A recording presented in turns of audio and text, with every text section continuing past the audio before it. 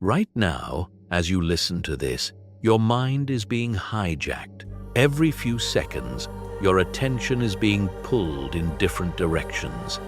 Your phone buzzes. Your mind wanders.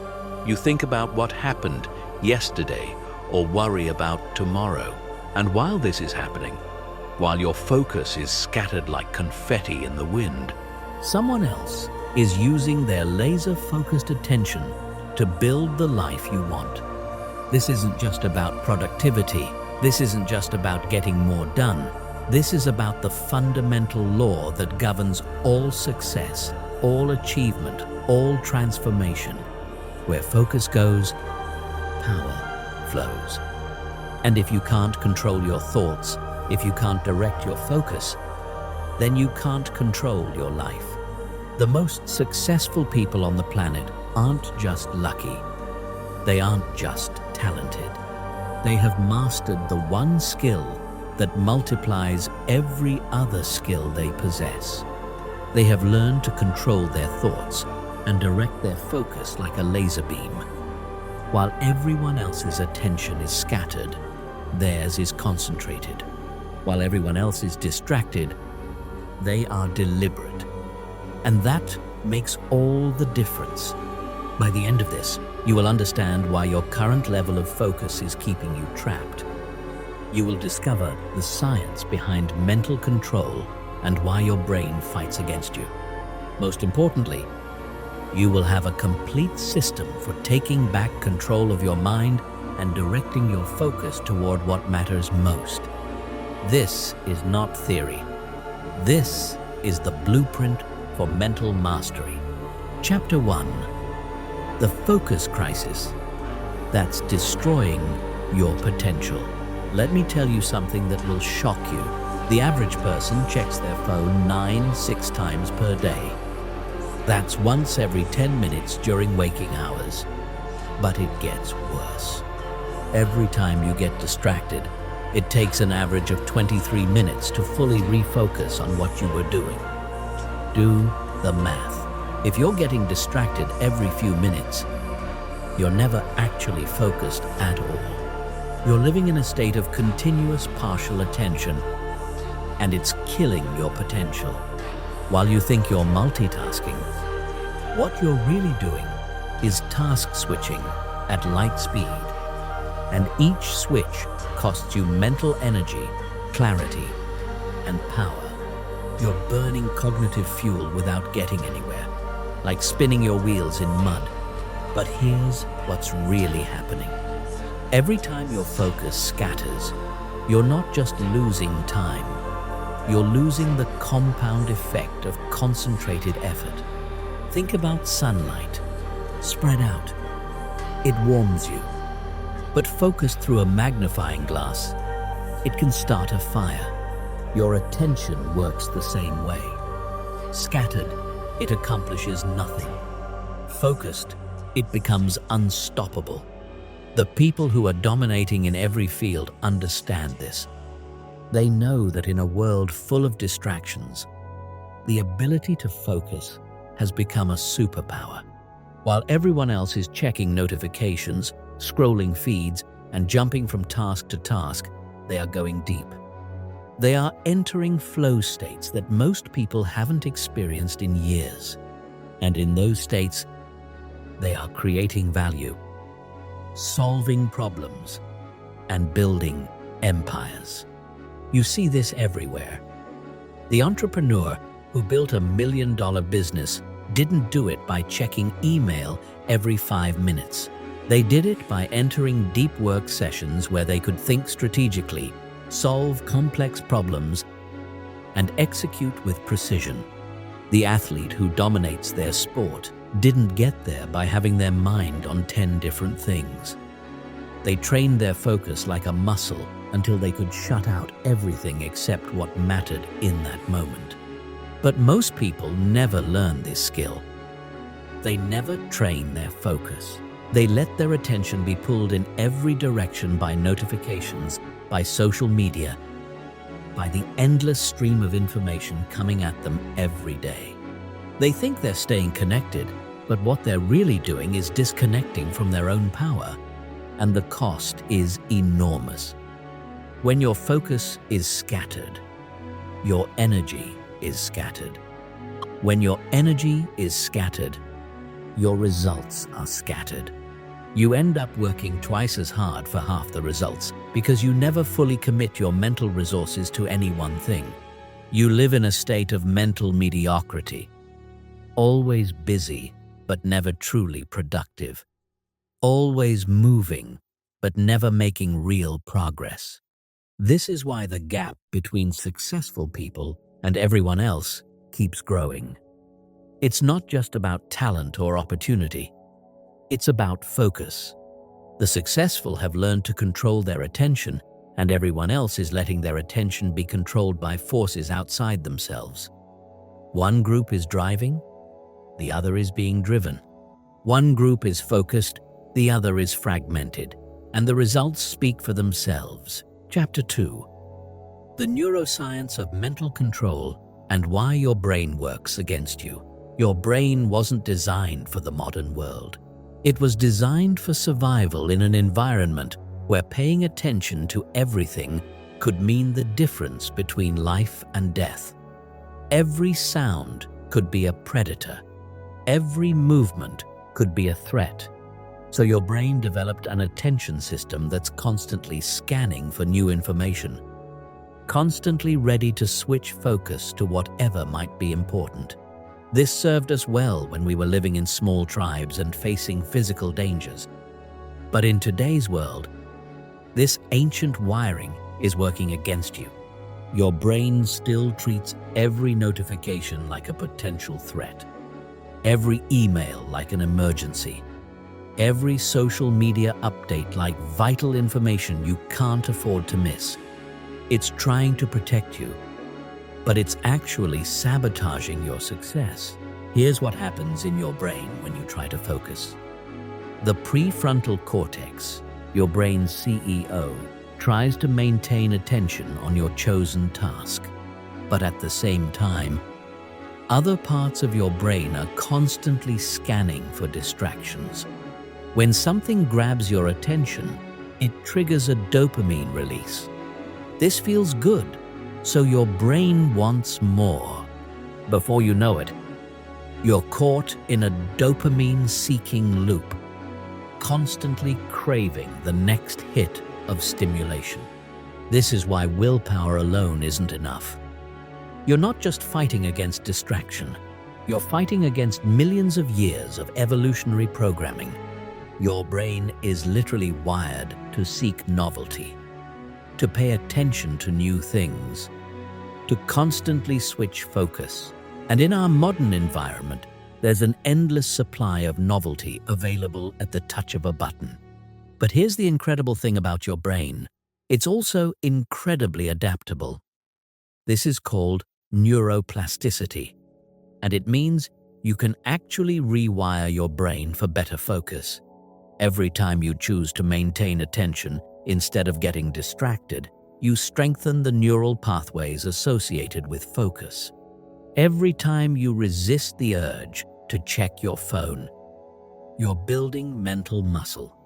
Your brain physically changes based on how you use it. The problem is, most people are training their brains in the wrong direction. Every time they give in to distraction, they're strengthening the neural pathways that make them more distractible. They're literally making themselves worse at focusing. It's like going to the gym and doing exercises that make you weaker instead of stronger. Think about it this way. Your attention is controlled by neural networks in your brain. These networks get stronger with use and weaker with neglect. If you constantly switch between tasks, you strengthen the task-switching network and weaken the sustained attention network. If you constantly seek stimulation, you strengthen the novelty-seeking network and weaken the deep focus network. But the reverse is also true. When you practice sustained attention, when you resist distractions, when you deliberately focus on one thing for extended periods, you strengthen the neural networks that support deep focus. You literally rewire your brain for concentration. This isn't just theory. Brain scans show that people who practice meditation and other focus-building activities actually have thicker cortexes in the areas associated with attention and sensory processing. This means that your current level of focus isn't permanent. It's not a fixed trait. It's a skill that can be developed. But like any skill, it requires deliberate practice. You can't just decide to focus better.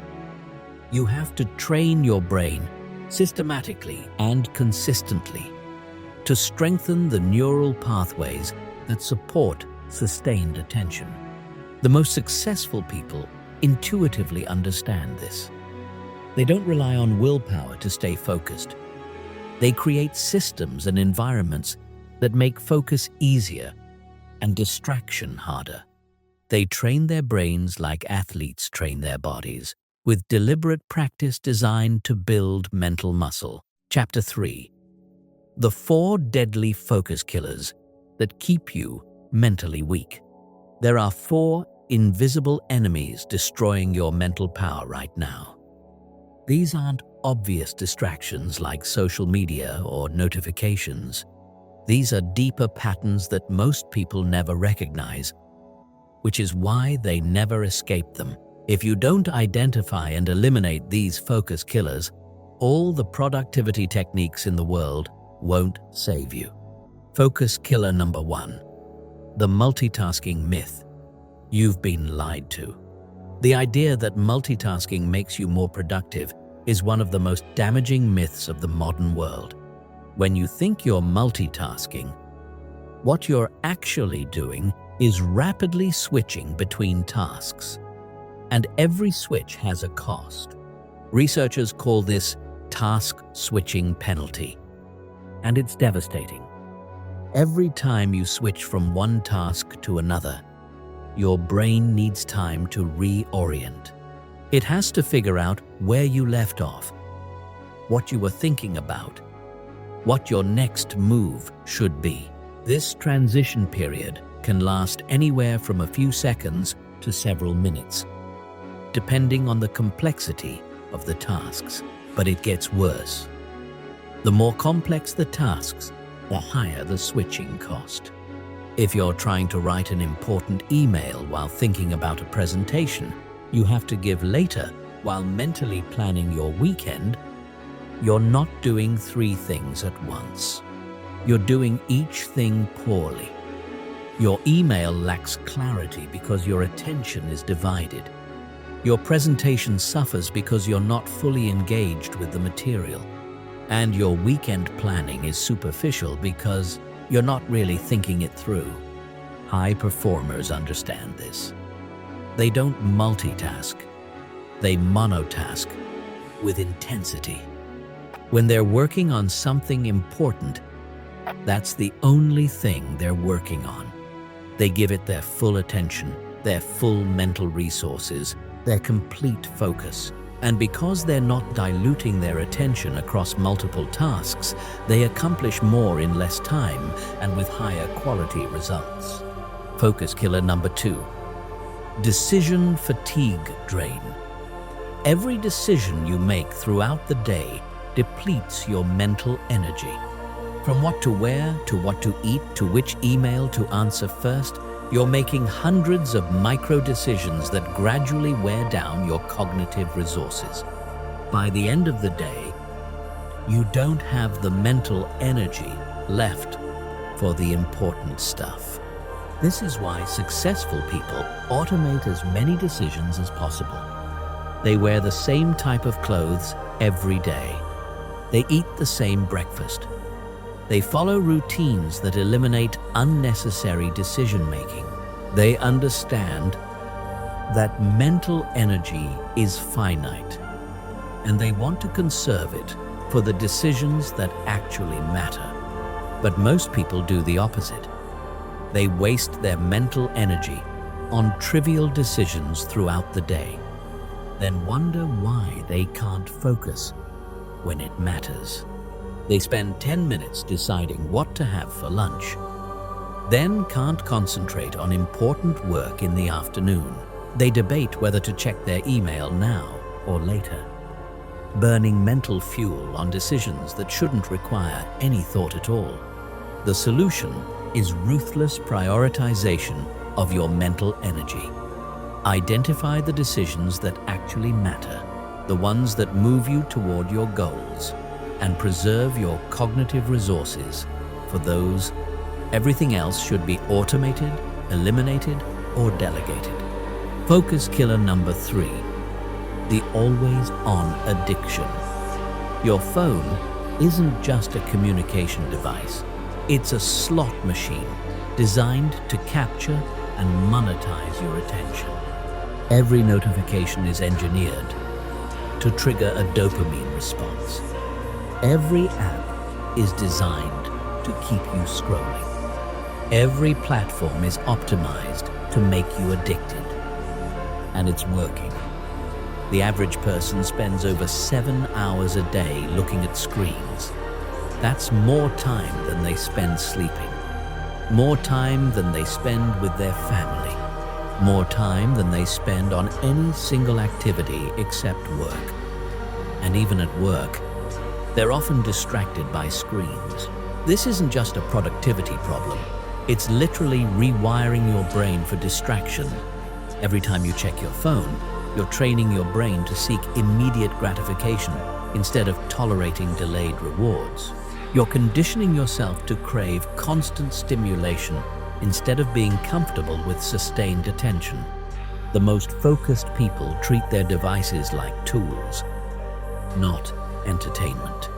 They use technology to enhance their capabilities, not to escape from reality. They have specific times when they check messages and social media. Instead of being constantly available, they understand that being always on makes them always off when it comes to deep work. Focus killer number 4. Mental clutter chaos. Your environment shapes your thinking.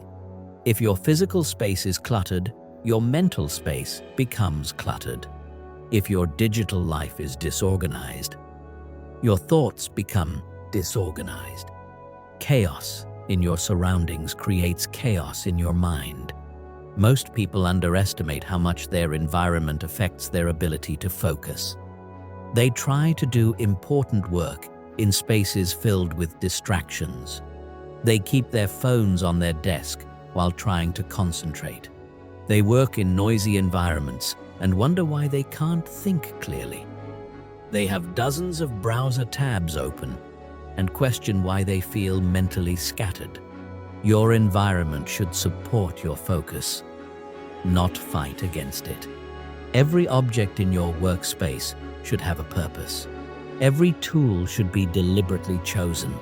Every distraction should be eliminated.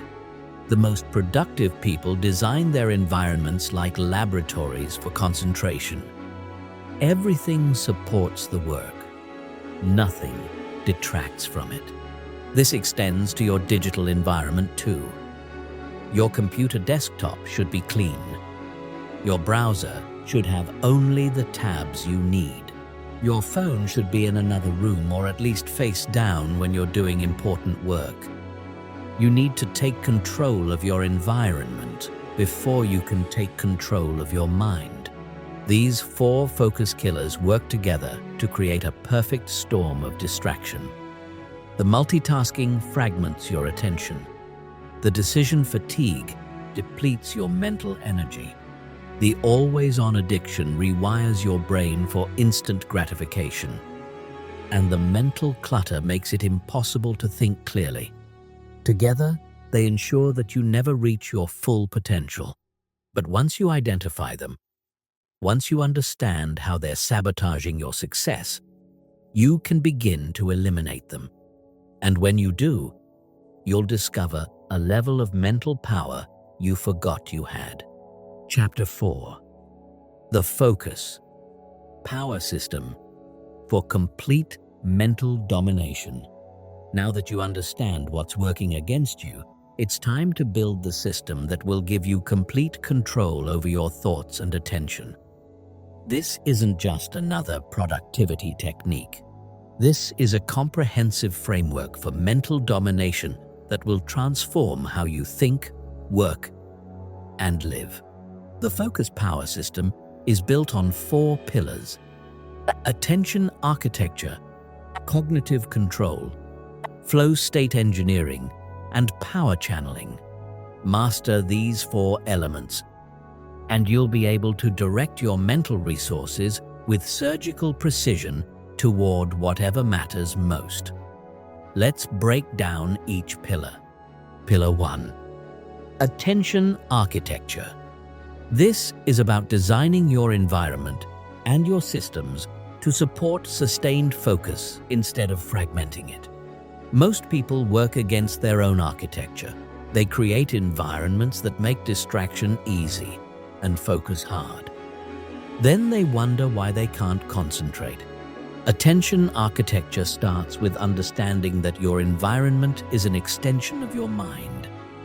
If your environment is chaotic, your thinking becomes chaotic. If your environment is designed for focus, your thinking becomes focused. This means you need to engineer every aspect of your surroundings to support deep work. Your physical space should be optimized for the type of thinking you need to do.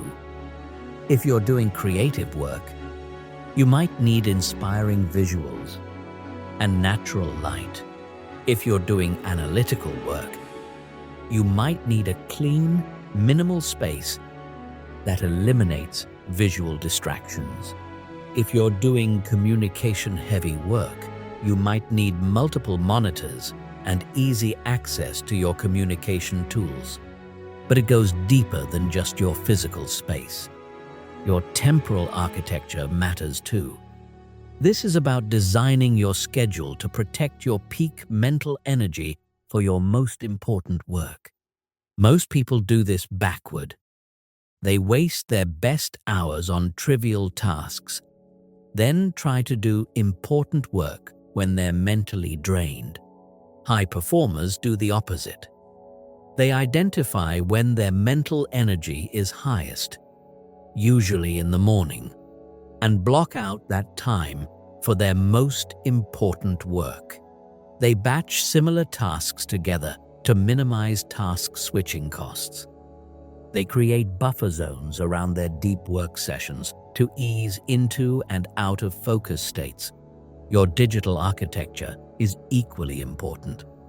This means setting up your devices and applications to support focus instead of undermining it. Turn off non-essential notifications. Use apps that block distracting websites during work sessions. Set up your computer so that everything you need for deep work is easily accessible, and everything that might distract you is hidden or eliminated. Pillar 2. Cognitive control. This is about training your mind like you would train your body. Just as you can build physical strength through deliberate exercise, you can build mental strength through deliberate practice.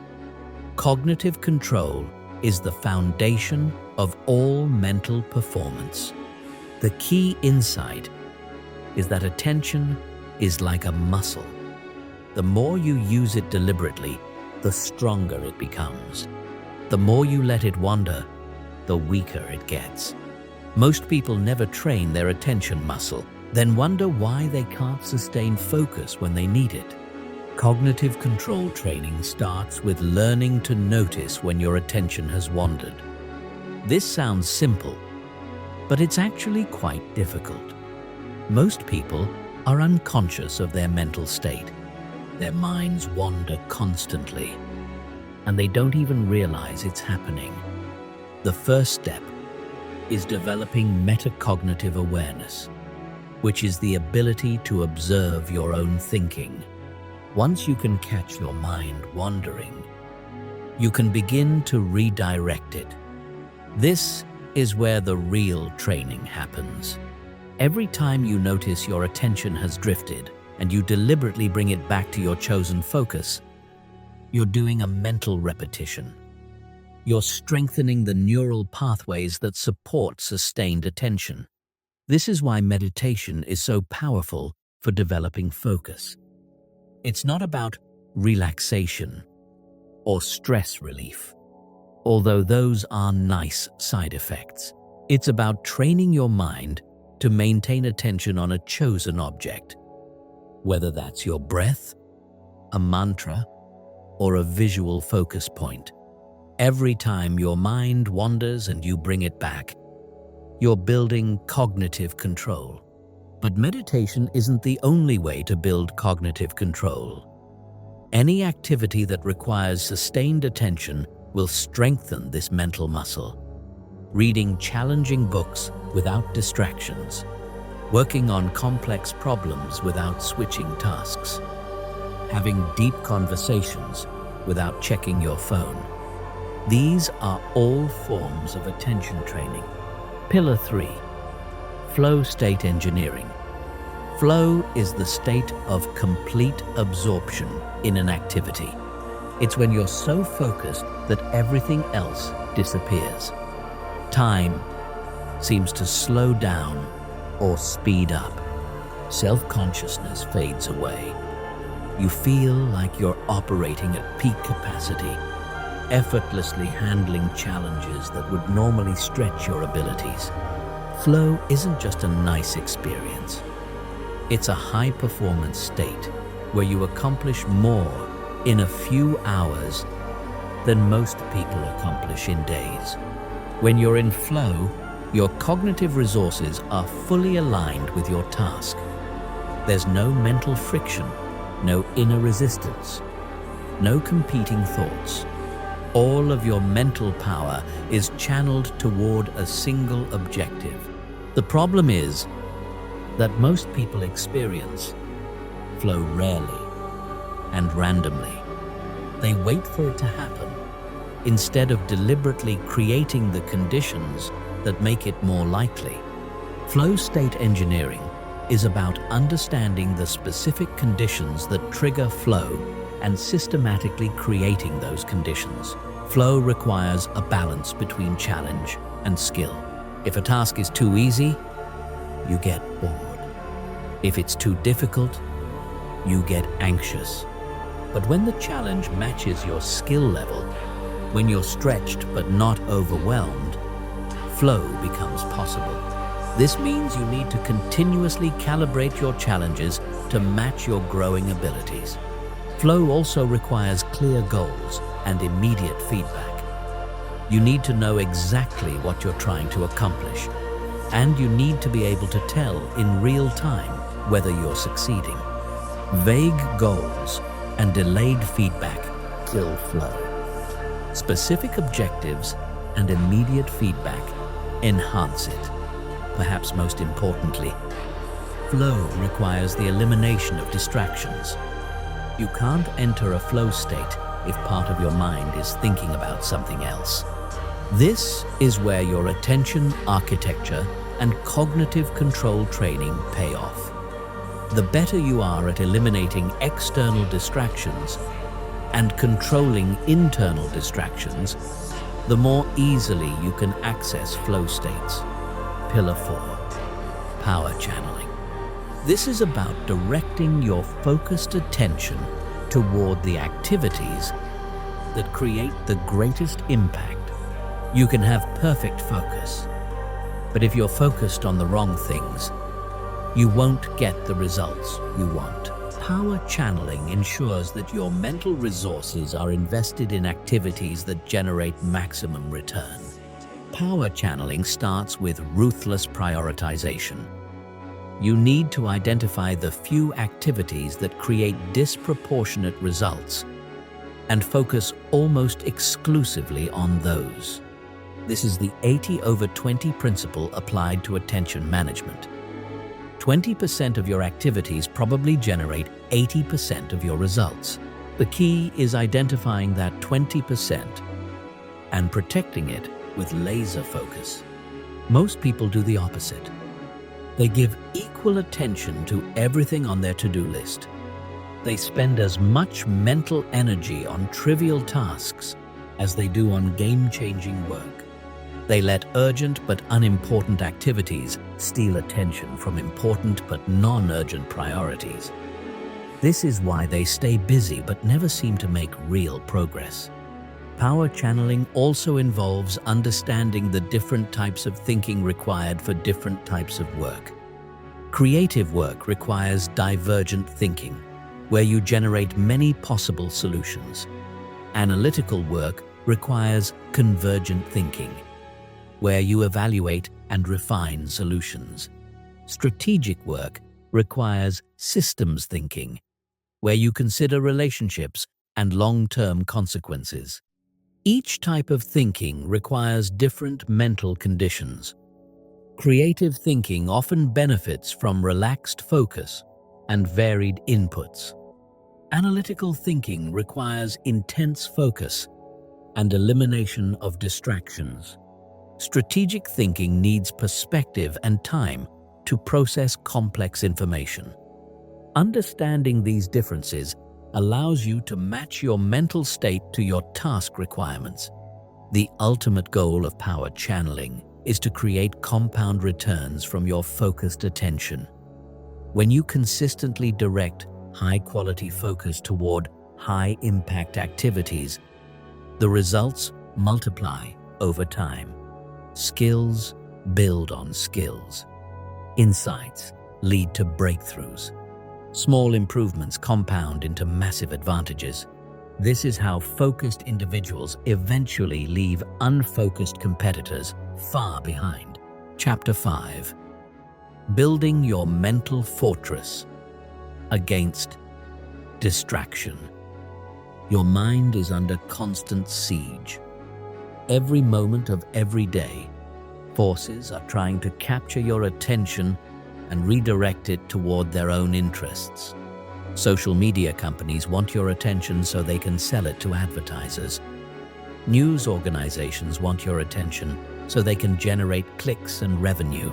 Entertainment companies want your attention so they can keep you consuming their content. In this war for your attention, you need more than just good intentions.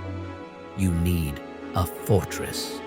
You need systematic defenses that protect your mental resources and ensure they're invested in your priorities instead of other people's agendas. Building this mental fortress is not optional if you want to succeed at the highest level. The foundation of your mental fortress is environmental design. This means creating physical and digital spaces that make focus easier and distraction harder. Most people do the opposite. They keep their phones next to their bed, then wonder why they can't sleep well. They work in open offices filled with interruptions, then complain about being unproductive. They leave social media notifications on, then act surprised when they can't concentrate. Your environment should be working for you, not against you. This starts with your physical workspace. It should be clean, organized, and free from unnecessary visual stimulation. Everything in your workspace should serve a specific purpose related to your important work. If it doesn't help you focus, it shouldn't be there.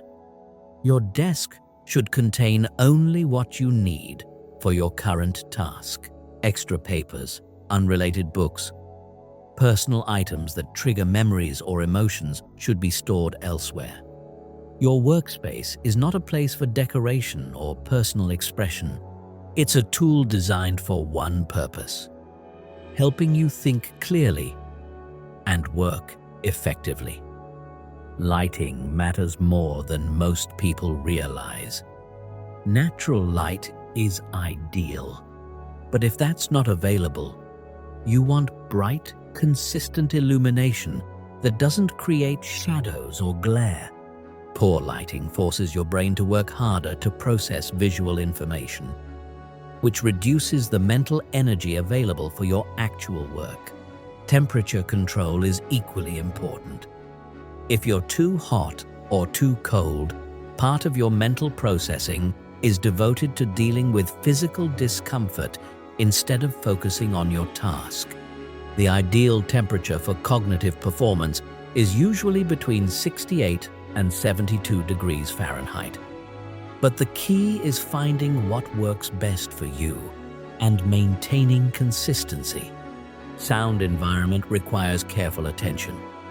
Some people work best in complete silence. Others need consistent background noise to mask intermittent distractions. The worst sound environment is one with irregular, unpredictable noises that repeatedly grab your attention. If you can't control the sounds around you, high-quality noise-canceling headphones are a worthwhile investment. Your digital fortress is even more critical than your physical one. This is because digital distractions are designed to be addictive. They're created by teams of psychologists and data scientists whose job is to capture and monetize your attention. You're not fighting against accidental distractions. You're fighting against sophisticated systems designed to hijack your mind. The first line of defense is notification management. Turn off every notification that isn't absolutely essential. This includes email notifications, social media alerts, news updates, and app notifications. These interruptions don't just steal the few seconds it takes to read them. They break your concentration and force you to use mental energy to refocus on your original task. Set specific times for checking messages and social media instead of being constantly available. Most successful people check email 2 or 3 times per day, not every few minutes. They have designated periods for social media consumption, not continuous scrolling throughout the day. They treat their attention like a valuable resource that needs to be protected and invested wisely. Website and application blocking software can be powerful tools for maintaining focus. During your designated deep work periods, block access to websites and applications that might tempt you away from your important work. This removes the willpower component from staying focused. Instead of constantly fighting the urge to check social media, you simply make it impossible. Phone management is crucial. Your smartphone is probably the most potent distraction device ever created. It needs to be treated with extreme caution. During focused work sessions, your phone should be in another room, turned off, or, at minimum, face down in silent mode. The mere presence of a smartphone, even when it's not being used, can reduce cognitive performance. Create technology-free zones and times. Your bedroom should be a place for rest, not screens. Your dining area should be for eating and conversation, not scrolling. You should have at least 1 hour each day, preferably in the morning, that's completely free from digital input. This gives your brain time to process information and generate insights without constant external stimulation. Physical barriers can be surprisingly effective. If you need to walk to another room to check social media, you're less likely to do it impulsively. If your phone is in a drawer instead of on your desk, it's less likely to capture your attention. Small physical obstacles can provide just enough friction to break automatic habits and give you space to make conscious choices about how to use your attention. The second layer of your mental fortress is cognitive training. Even with a perfectly designed environment, your mind will still generate its own distractions. Internal thoughts, worries, ideas, and emotions will arise and try to pull your attention away from your chosen focus. You need mental techniques for handling these internal distractions. Mindfulness meditation is one of the most effective methods for building this type of cognitive control. When you meditate, you practice noticing when your mind has wandered and gently redirecting it to your chosen focus point. This is exactly the skill you need for maintaining concentration during important work. Start with just 5 minutes per day of focused attention meditation. Sit comfortably. Choose a focus point, like your breath or a simple phrase, and maintain attention on that point. When your mind wanders, notice that it has wandered without judging yourself, and redirect your attention back to your focus point. This is mental exercise. And like physical exercise, it gets easier with consistent practice. Thought labeling is another powerful technique for managing internal distractions. When a distracting thought arises during focused work, instead of following the thought or fighting against it, simply label it and return to your task. If you start worrying about a conversation you had earlier, just think worrying and return to your work. If you start planning what to have for dinner, think planning and return to your work. This technique works because it acknowledges the thought without feeding it energy. When you try to suppress thoughts, they often become stronger. When you follow every thought that arises, you lose focus. But when you simply observe and label thoughts, they tend to fade naturally, leaving you free to maintain attention on what's important. The third layer of your mental fortress is energy management. Focus isn't just about attention control. It's also about having the mental energy necessary to sustain concentration over extended periods. If you're physically tired, mentally drained, or emotionally depleted, even the best focus techniques won't help you. Sleep is the foundation of mental performance. When you're sleep deprived, your prefrontal cortex, the part of your brain responsible for executive functions like attention control, operates at reduced capacity. You become more impulsive, more distractible, and less able to maintain sustained focus. Most adults need 7 to 9 hours of quality sleep per night for optimal cognitive performance. Nutrition affects your ability to concentrate more than most people realize. Your brain consumes about 20% of your daily calories, and it's sensitive to fluctuations in blood sugar levels. Eating consistent, balanced meals helps maintain steady mental energy throughout the day. Avoiding sugar crashes and caffeine spikes helps maintain consistent focus capacity. Physical exercise, particularly cardiovascular exercise, enhances cognitive performance. Exercise increases blood flow to the brain, promotes the growth of new neural connections, and improves your brain's ability to focus and resist distractions. Even a short walk can help clear your mind and restore your ability to concentrate. Stress management is critical for maintaining focus. When you're stressed, your brain releases hormones that impair cognitive function and make you more reactive to distractions. Chronic stress literally shrinks the prefrontal cortex, the area responsible for executive control. Regular stress reduction practices like deep breathing, meditation, or physical exercise help maintain the brain chemistry necessary for sustained focus. Building your mental fortress takes time and deliberate effort, but the investment pays enormous dividends. When you have systematic defenses against distraction, when your environment supports focus instead of undermining it, when your mind is trained to maintain attention on what matters most, you gain access to a level of mental performance that most people never experience.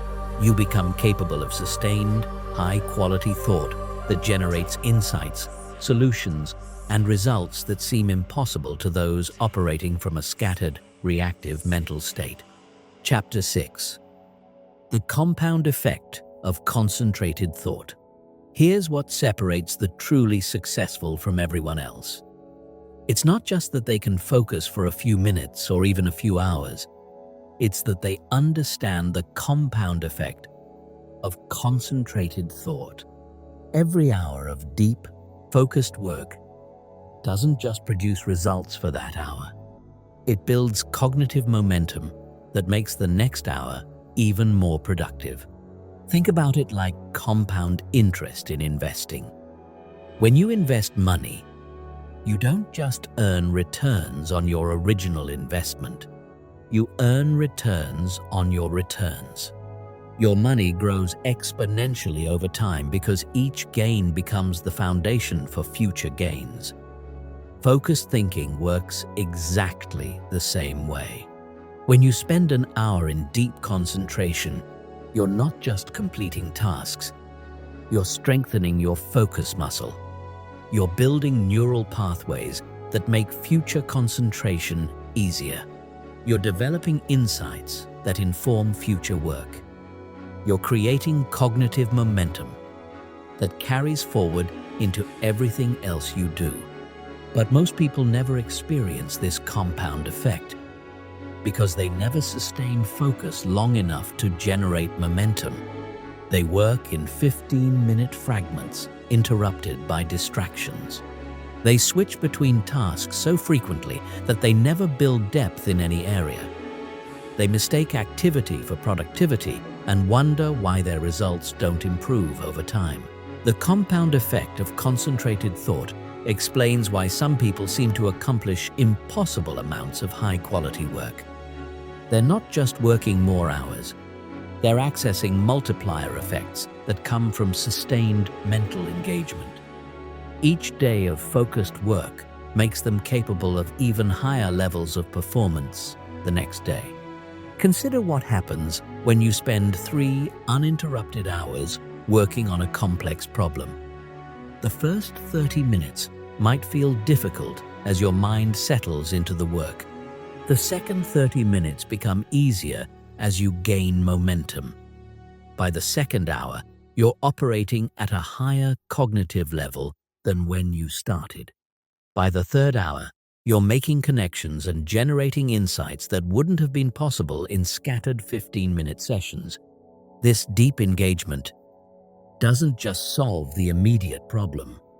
It trains your brain to handle complexity. It builds your capacity for sustained thinking.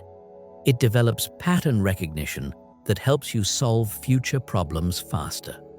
The cognitive gains compound over time, making you progressively more capable of handling difficult challenges. Successful entrepreneurs understand this intuitively. They don't just work on their businesses in spare moments between other activities. They block out substantial periods for strategic thinking, for deep problem solving, for creative innovation. They know that breakthrough ideas and game-changing strategies don't emerge from fragmented attention. They come from sustained, focused engagement with important challenges. The same principle applies to skill development. When you practice something with complete focus for extended periods, you don't just improve at that specific skill.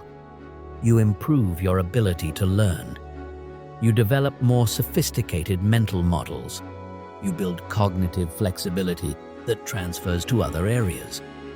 Every hour of focused practice makes future learning more efficient.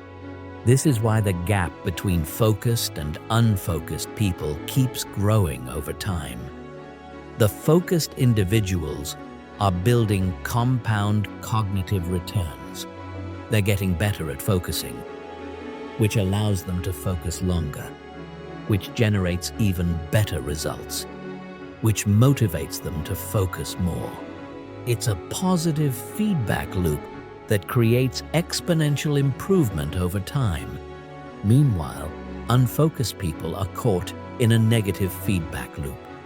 Their scattered attention produces mediocre results, which frustrates them and makes focus feel even more difficult. They develop habits of distraction that make sustained attention nearly impossible. Instead of compound returns, they experience compound losses in cognitive capacity. Chapter 7. Advanced Flow State Protocols for Peak Mental Performance. Flow state isn't just a nice feeling. It's the highest level of human performance, where your cognitive abilities operate at maximum capacity. In flow, you can accomplish more in 2 hours than most people accomplish in 2 days. But accessing flow isn't random. It follows specific principles that you can learn and apply systematically. The first requirement for flow is complete presence. You cannot enter a flow state while part of your mind is elsewhere. This means eliminating not just external distractions, but internal ones as well. No part of your consciousness can be occupied with worries about the future, regrets about the past, or concerns about anything other than the immediate task. This level of presence requires preparation. Before you begin any important work session, spend 5 minutes clearing your mental space. Acknowledge any concerns or distractions, write them down if necessary, and consciously set them aside. Tell your mind that this is protected time, devoted entirely to the task at hand. This mental preparation dramatically increases your chances of entering flow. The second requirement is the challenge-skill balance. Flow occurs when the difficulty of your task perfectly matches your current abilities. If the task is too easy, you become bored. If it's too difficult, you become anxious. But when the challenge stretches your abilities without overwhelming them, flow becomes possible. This means you need to continuously calibrate your challenges as your skills improve. What put you in flow last month might be too easy today. You need to progressively increase difficulty to maintain that sweet spot where you're stretched but not stressed, challenged but not overwhelmed. Most people never find this balance because they either choose tasks that are too comfortable or too overwhelming. They stay in their comfort zone, working on things they've already mastered, and wonder why they feel bored and unmotivated. Or they bite off more than they can chew, feel overwhelmed, and abandon the work entirely. Flow requires finding the narrow band between these extremes. The third requirement is immediate feedback. You need to know in real time whether you're succeeding or failing, whether you're on track or off course. Delayed feedback breaks flow because part of your mind becomes occupied with uncertainty about your performance. This means structuring your work to provide continuous feedback loops. If you're writing, you can see immediately whether your words are expressing your ideas clearly.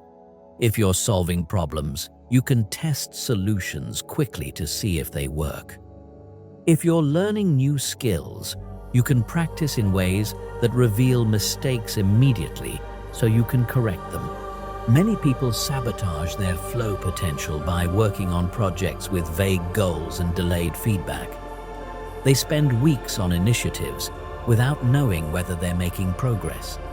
This uncertainty creates anxiety and prevents the total engagement necessary for flow states. The fourth requirement is intrinsic motivation. Flow is impossible when you're working solely for external rewards or to avoid punishments. You need to find genuine interest and satisfaction in the work itself. This doesn't mean every task needs to be your passion, but you need to connect with some aspect of the work that engages your natural curiosity or desire for mastery. This is why it's crucial to understand what type of challenges naturally energize you. Some people are motivated by creative problems that require innovative solutions. Others are energized by analytical challenges that require systematic thinking. Still others are motivated by social challenges that require understanding and influencing people. Understanding your natural motivational patterns helps you structure work in ways that support flow. Advanced flow practitioners don't wait for motivation to strike. They engineer it by connecting their daily tasks to larger purposes that matter to them. They find ways to make routine work more challenging and interesting. They create games and competitions with themselves to maintain engagement with necessary but potentially boring tasks. The fifth requirement is clear goals with well-defined success criteria. Vague objectives kill flow because part of your mind remains uncertain about what you're trying to accomplish. You need crystal clear clarity about what success looks like for any given work session. This means breaking large projects into specific, measurable outcomes for each work session. Instead of work on presentation, your goal should be complete the introduction section with 3 key points and supporting data. Instead of improve marketing, it should be analyze last quarter's campaign performance and identify 2 optimization opportunities. Clear goals eliminate internal uncertainty and allow all of your mental resources to focus on execution. When you know exactly what you're trying to accomplish, your mind can fully engage with how to accomplish it. Advanced flow engineering involves creating ritual and routine that consistently produce the mental conditions necessary for peak performance.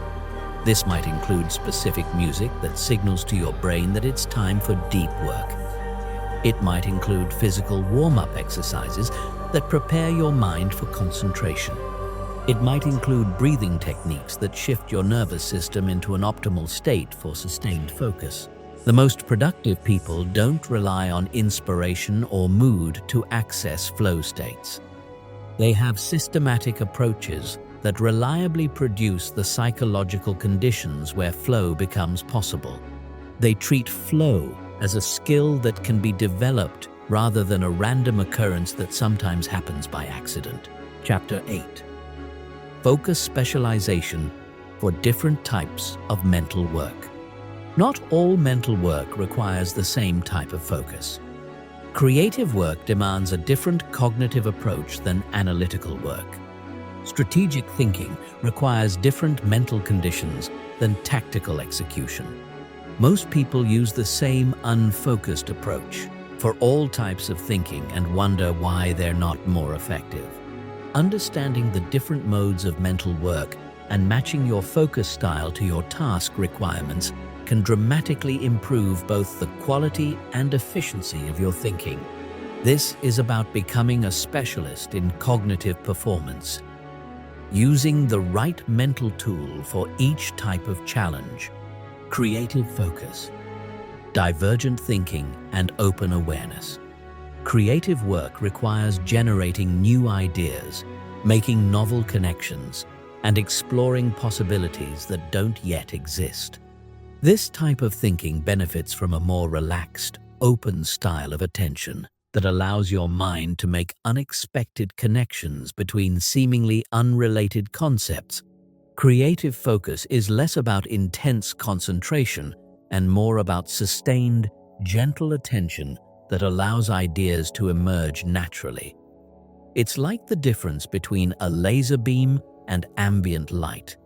Analytical work benefits from laser-like focus, but creative work often benefits from softer, broader awareness that can notice subtle patterns and possibilities. The environment for creative focus should support exploration and experimentation. Some visual stimulation can be helpful for creative work, unlike analytical work, where it might be distracting. Natural settings, inspiring artwork, or varied textures can provide input for creative thinking. Music, particularly instrumental music, can enhance creative flow for many people. Creative focus sessions should be longer and less structured than analytical sessions. You need time for ideas to percolate and develop. Rushing creative work often produces superficial results. The best creative insights often emerge after extended periods of gentle engagement with a challenge. When your subconscious has time to process information and generate novel solutions. Physical movement can enhance creative thinking. Many breakthrough ideas occur during walks, when the rhythm of walking and the change of scenery stimulate different patterns of neural activity. Some of history's greatest thinkers, from Charles Darwin to Steve Jobs, were famous for their walking meetings and thinking walks. Analytical focus, convergent thinking and precision. Attention. Analytical work requires evaluating information, identifying patterns, solving problems with clear parameters, and making logical deductions. This type of thinking benefits from intense, precise focus that can examine details without being distracted by irrelevant information. Analytical focus is about convergent thinking, where you narrow your attention to specific elements and examine them with surgical precision. This requires a clean environment with minimal distractions, consistent lighting that doesn't strain your eyes, and tools that support systematic analysis. For analytical work, complete silence or consistent background noise is usually ideal. Intermittent sounds that grab your attention can break the concentrated thought necessary for detailed analysis. Your workspace should be organized so that everything you need is easily accessible without breaking your concentration. Analytical focus sessions can be shorter but more intense than creative sessions. Your mind can only sustain high-precision attention for limited periods before mental fatigue sets in. Working in focus sprints with brief recovery periods often produces better analytical results than trying to maintain peak concentration for hours. Tools and systems become more important for analytical work than for creative work. Spreadsheets, databases, analytical frameworks, and systematic methodologies help structure your thinking and prevent you from overlooking important details. The goal is to augment your analytical capabilities with external tools that extend your cognitive capacity. Strategic focus, systems thinking, and pattern recognition. Strategic thinking requires understanding complex relationships, anticipating consequences, and making decisions with incomplete information. This type of thinking benefits from a broad perspective that can see patterns across different domains and time horizons. Strategic focus is about connecting the dots between seemingly separate pieces of information. It requires stepping back from immediate details to see larger patterns and trends. This often requires alternating between focused analysis of specific elements and broad reflection on how those elements fit together. The environment for strategic thinking should support reflection and contemplation. This might mean working in a different location than your usual workspace. Perhaps somewhere that provides a broader perspective, literally as well as figuratively. Many strategic thinkers find that elevated locations or rooms with expansive views help stimulate systems-level thinking. Strategic focus sessions need flexibility in timing and structure. Important insights about complex systems often emerge during quiet moments when you're not actively trying to solve problems. This is why many executives schedule thinking time without specific agendas, allowing their minds to process and integrate information from various sources. Walking meetings and informal discussions can be particularly valuable for strategic thinking. The relaxed pace and physical movement can stimulate insights that don't emerge during more structured analytical sessions.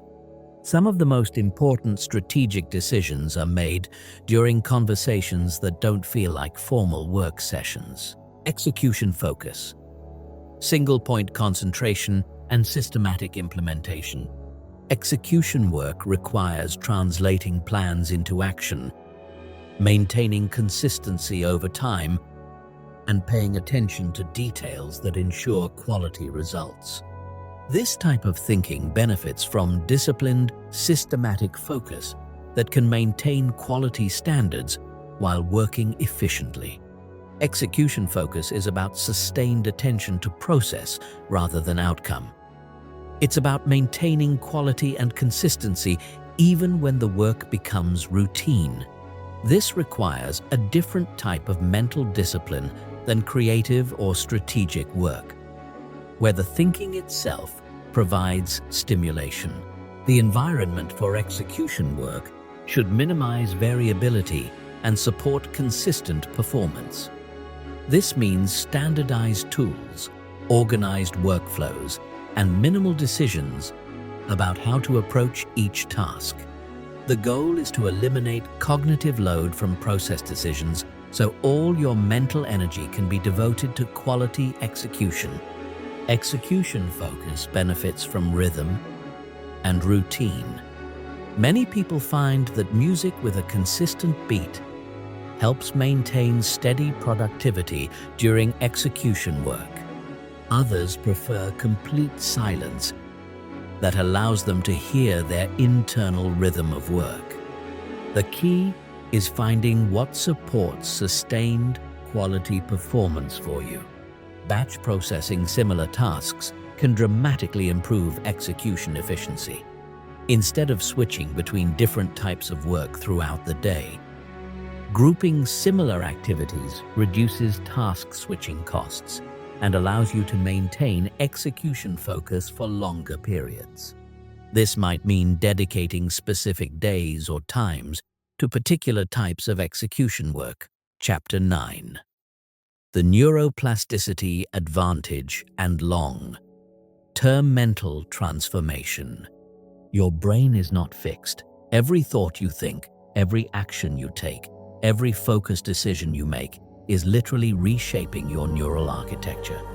This is neuroplasticity, and it's the key to understanding why some people can completely transform their mental capabilities while others remain stuck in the same patterns for years. Most people dramatically underestimate their capacity for cognitive change. They think that their attention span, their ability to focus, their mental discipline are fixed traits that can't be significantly improved. This is completely false. Your brain is constantly rewiring itself based on how you use it, and you can deliberately direct this rewiring process to enhance your mental performance. Every time you choose to maintain focus instead of giving in to distraction, you strengthen the neural pathways that support sustained attention. Every time you resist the urge to check your phone during important work, you build mental discipline.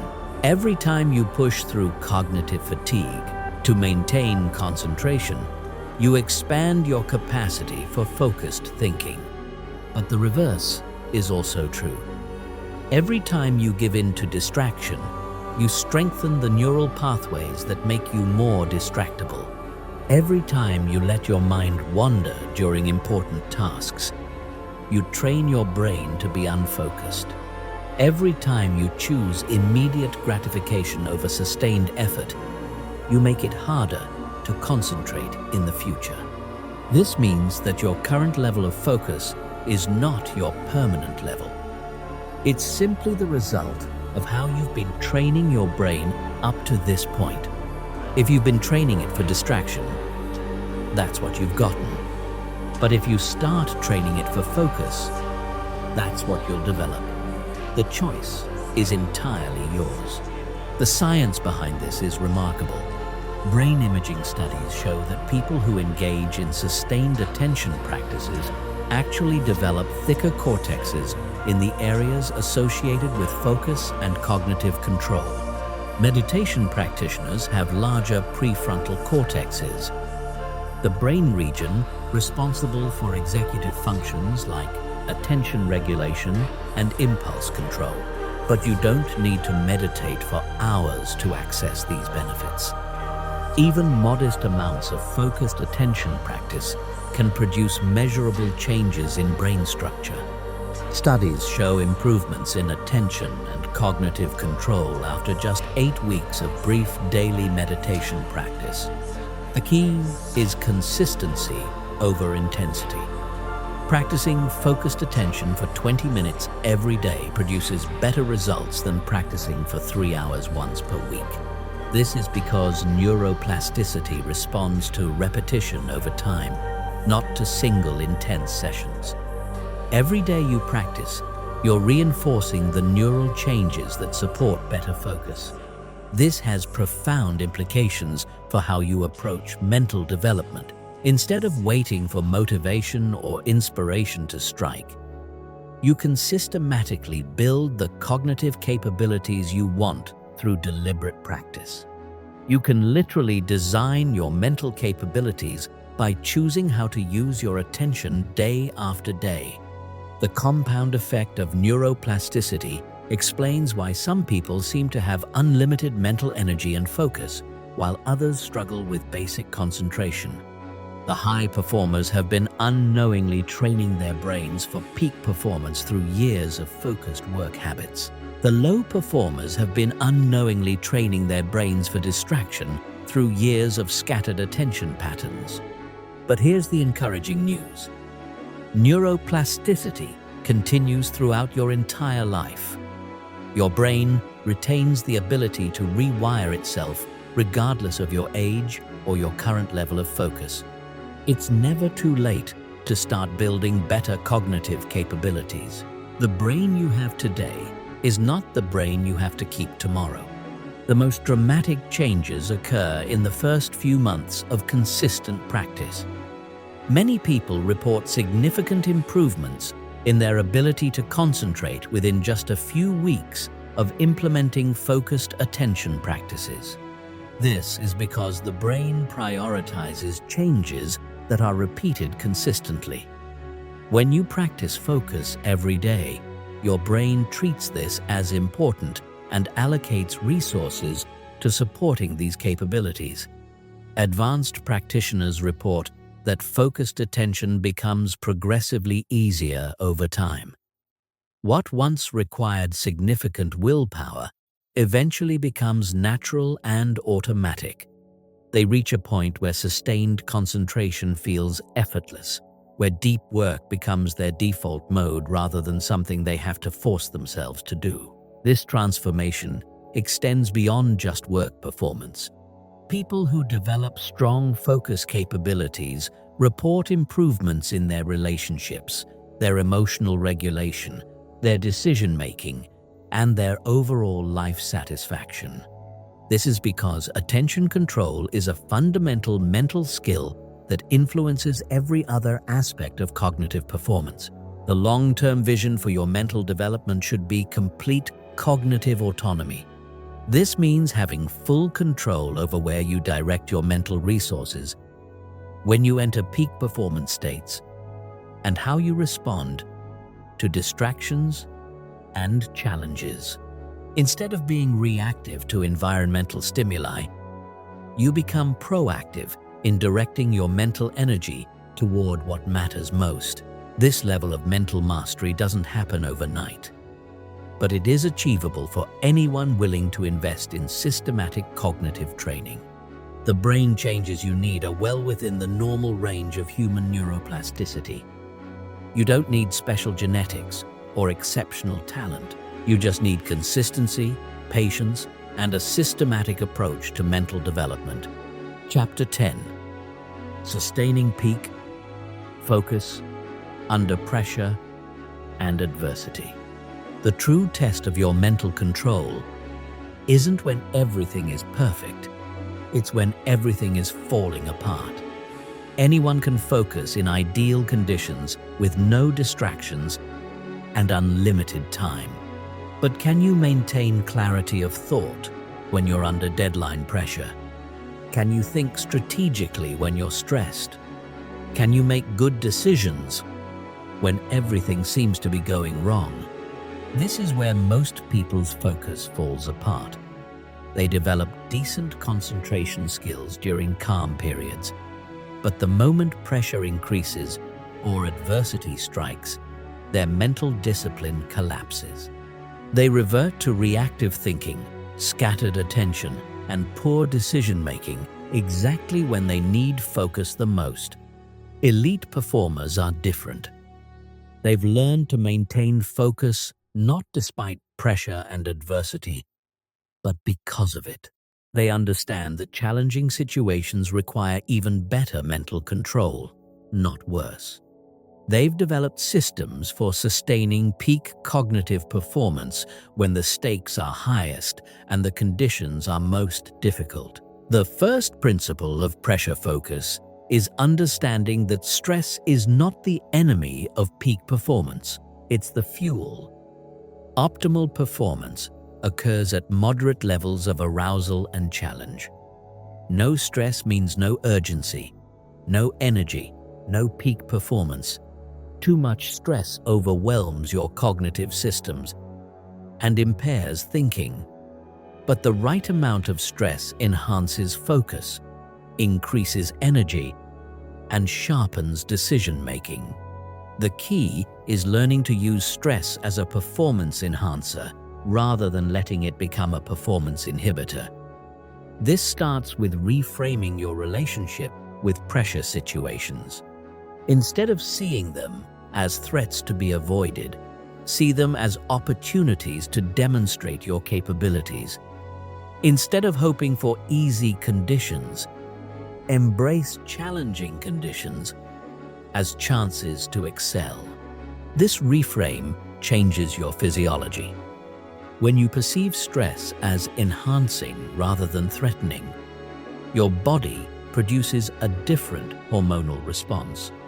Instead of the cortisol and adrenaline that impair cognitive function, you produce hormones that enhance focus and decision-making. The same situation can either help or hurt your performance depending on how you interpret it. The second principle is preparation over reaction. Most people wait until they're under pressure to figure out how to handle it. By then, it's too late. Their cognitive resources are already compromised by stress, and they don't have the mental clarity to implement new strategies. Elite performers prepare for pressure situations during calm periods. They practice their focus techniques when they don't need them. So these techniques are automatic when they do need them. They rehearse how they'll respond to various challenging scenarios, so they have tested protocols to follow when real challenges arise. This includes physical preparation. Your body's response to stress significantly affects your cognitive performance. If you're physically tense, breathing shallowly, or experiencing stress symptoms, your brain doesn't receive optimal oxygen and glucose supplies. Simple breathing techniques, progressive muscle relaxation, and posture adjustments can maintain the physical conditions necessary for clear thinking under pressure. Mental rehearsal is equally important. Visualization isn't just for athletes. It's for anyone who wants to perform well under pressure. Spend time mentally rehearsing how you'll respond to challenging situations. See yourself maintaining focus despite distractions. Imagine yourself making good decisions despite time pressure. Feel yourself remaining calm and clear despite adversity. This mental practice creates neural pathways that support peak performance under stress. When you encounter similar situations in reality, your brain has practiced patterns to follow. Instead of panicking or reverting to poor habits, you automatically access the behaviors you've rehearsed. The third principle is process focus over outcome focus. When you're under pressure, It's natural to become fixated on results, consequences, and what might go wrong. This outcome focus actually impairs performance because it diverts attention from the task at hand to worry about future consequences. Elite performers maintain process focus even under extreme pressure. They concentrate on executing the next right action rather than worrying about final results. They focus on what they can control in the present moment rather than outcomes they can't directly control. This shift in focus has immediate performance benefits. When your attention is fully engaged with current tasks, you perform those tasks better. When you're worried about outcomes, you perform current tasks worse. The irony is that focusing on process rather than outcomes actually produces better outcomes. Process focus also provides emotional regulation benefits. It's difficult to be anxious about the future when you're completely absorbed in present moment tasks. It's hard to be overwhelmed by the magnitude of challenges when you're focused on the next specific action you need to take. The fourth principle is energy management under stress. Pressure situations are cognitively expensive. They require more mental energy than normal conditions. If you don't manage your energy carefully, you'll burn out before you complete important tasks. This means being even more protective of your cognitive resources during high-pressure periods. Eliminate non-essential decisions. Delegate everything that doesn't require your specific expertise. Say no to additional commitments that don't directly support your priority objectives. It also means being more systematic about recovery and renewal. High-pressure periods require more recovery time, not less. Many people make the mistake of cutting out rest and renewal activities when they're under pressure, thinking they need to devote every minute to work. This backfires because depleted cognitive resources produce poor quality work that often needs to be redone. Short recovery periods throughout high-pressure days can maintain cognitive performance much better than trying to power through without breaks. Even 5-minute periods of deep breathing, brief walks, or mental reset activities can restore mental energy and maintain focus quality. The fifth principle is maintaining long-term perspective during short-term challenges.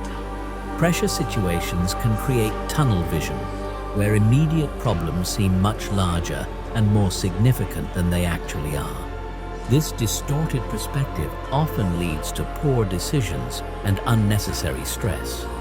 Maintaining perspective means regularly stepping back from immediate challenges to consider how they fit into larger contexts. Will this crisis matter in 5 years? Are there opportunities hidden within current difficulties? What can you learn from this challenging period that will make you stronger in the future? This broader perspective doesn't minimize real challenges or suggest that everything will work out automatically, but it prevents you from making decisions based on temporary emotional states or distorted thinking caused by stress. It helps you respond to challenges strategically rather than just reactively. Chapter 11. The Integration Protocol for Seamless Focus Mastery. You now understand the principles of mental control, but understanding and implementation are two completely different things. Most people learn powerful focus techniques and then fail to integrate them into their daily lives. They know what to do, but don't do it consistently. They have the knowledge, but lack the systematic approach to turn that knowledge into automatic behavior. This is where most focus training fails. People treat concentration techniques like interesting information rather than skills that require systematic development. They read about focus, think about focus, but never actually build focus into their operating system. The integration protocol changes this by providing a systematic method for embedding focus mastery into every aspect of your life. The first phase of integration is habit stacking. This means attaching new focus practices to existing behaviors that are already automatic. Instead of trying to remember to practice focus techniques at random times throughout the day, you link them to activities you already do without thinking. For example, every time you sit down at your computer, you spend 30 seconds doing a focus preparation ritual. Every time you check your email, you first take 3 conscious breaths to center your attention. Every time you start a new task, you spend 10 seconds clarifying your objective and removing potential distractions from your workspace. These micro practices seem insignificant individually, but they compound over time to create a foundation of consistent focus habits. You're not trying to change everything at once. You're gradually weaving focus practices into your existing routine until they become as automatic as brushing your teeth. The second phase is environmental automation. This means designing your spaces and systems so that focused behavior becomes the path of least resistance. Most people fight against their environment every time they want to concentrate. They have to overcome distractions, find the right tools, and create focus conditions from scratch every time they want to do important work. Integration means reversing this dynamic. Your environment should automatically support focus and require effort to become distracted. This means default settings on all your devices that minimize notifications and distractions. It means workspaces that are pre-organized for concentration. It means tools and resources that are immediately available when you need to focus and inconvenient to access when you want to procrastinate. Think of this as engineering your environment to make your future self more likely to succeed. When focus requires minimal effort and distraction requires significant effort, you naturally gravitate toward better choices. You're not relying on willpower or motivation. You're using intelligent design to guide your behavior toward what you actually want to accomplish. The third phase is cognitive integration, which means developing metacognitive awareness of your mental state throughout the day.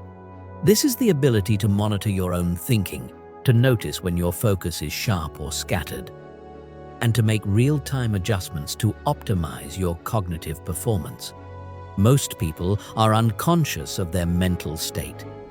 They don't notice when their attention starts to wander until they've been distracted for minutes or even hours. They don't recognize the early signs of cognitive fatigue until their thinking has already become sluggish and ineffective. They work against their natural mental rhythms instead of leveraging them. Cognitive integration means developing the awareness to recognize different mental states and the skill to shift between them deliberately. You learn to notice when you're in a state that's perfect for creative work versus analytical work versus strategic thinking. You develop the ability to recognize when you need a break before your performance deteriorates. You become skilled at entering flow states on demand rather than waiting for them to happen randomly. This requires developing what psychologists call metacognitive awareness, which is essentially the ability to observe your own thinking processes. You can practice this throughout the day by periodically asking yourself questions like, how clear is my thinking right now? What is my current level of focus? What type of mental work would be most appropriate for my current state? The fourth phase is social integration, which means aligning your relationships and commitments with your focus priorities. Other people can either support or sabotage your mental development, often without realizing it. Friends who constantly interrupt you during work hours, family members who don't respect your focus time, colleagues who expect immediate responses to non-urgent communications. Social integration means having conversations about your focus priorities and establishing boundaries that protect your cognitive resources. This isn't about being antisocial or unavailable. It's about being strategic about when and how you engage with others, so you can be fully present when you choose to be social and fully focused when you choose to work.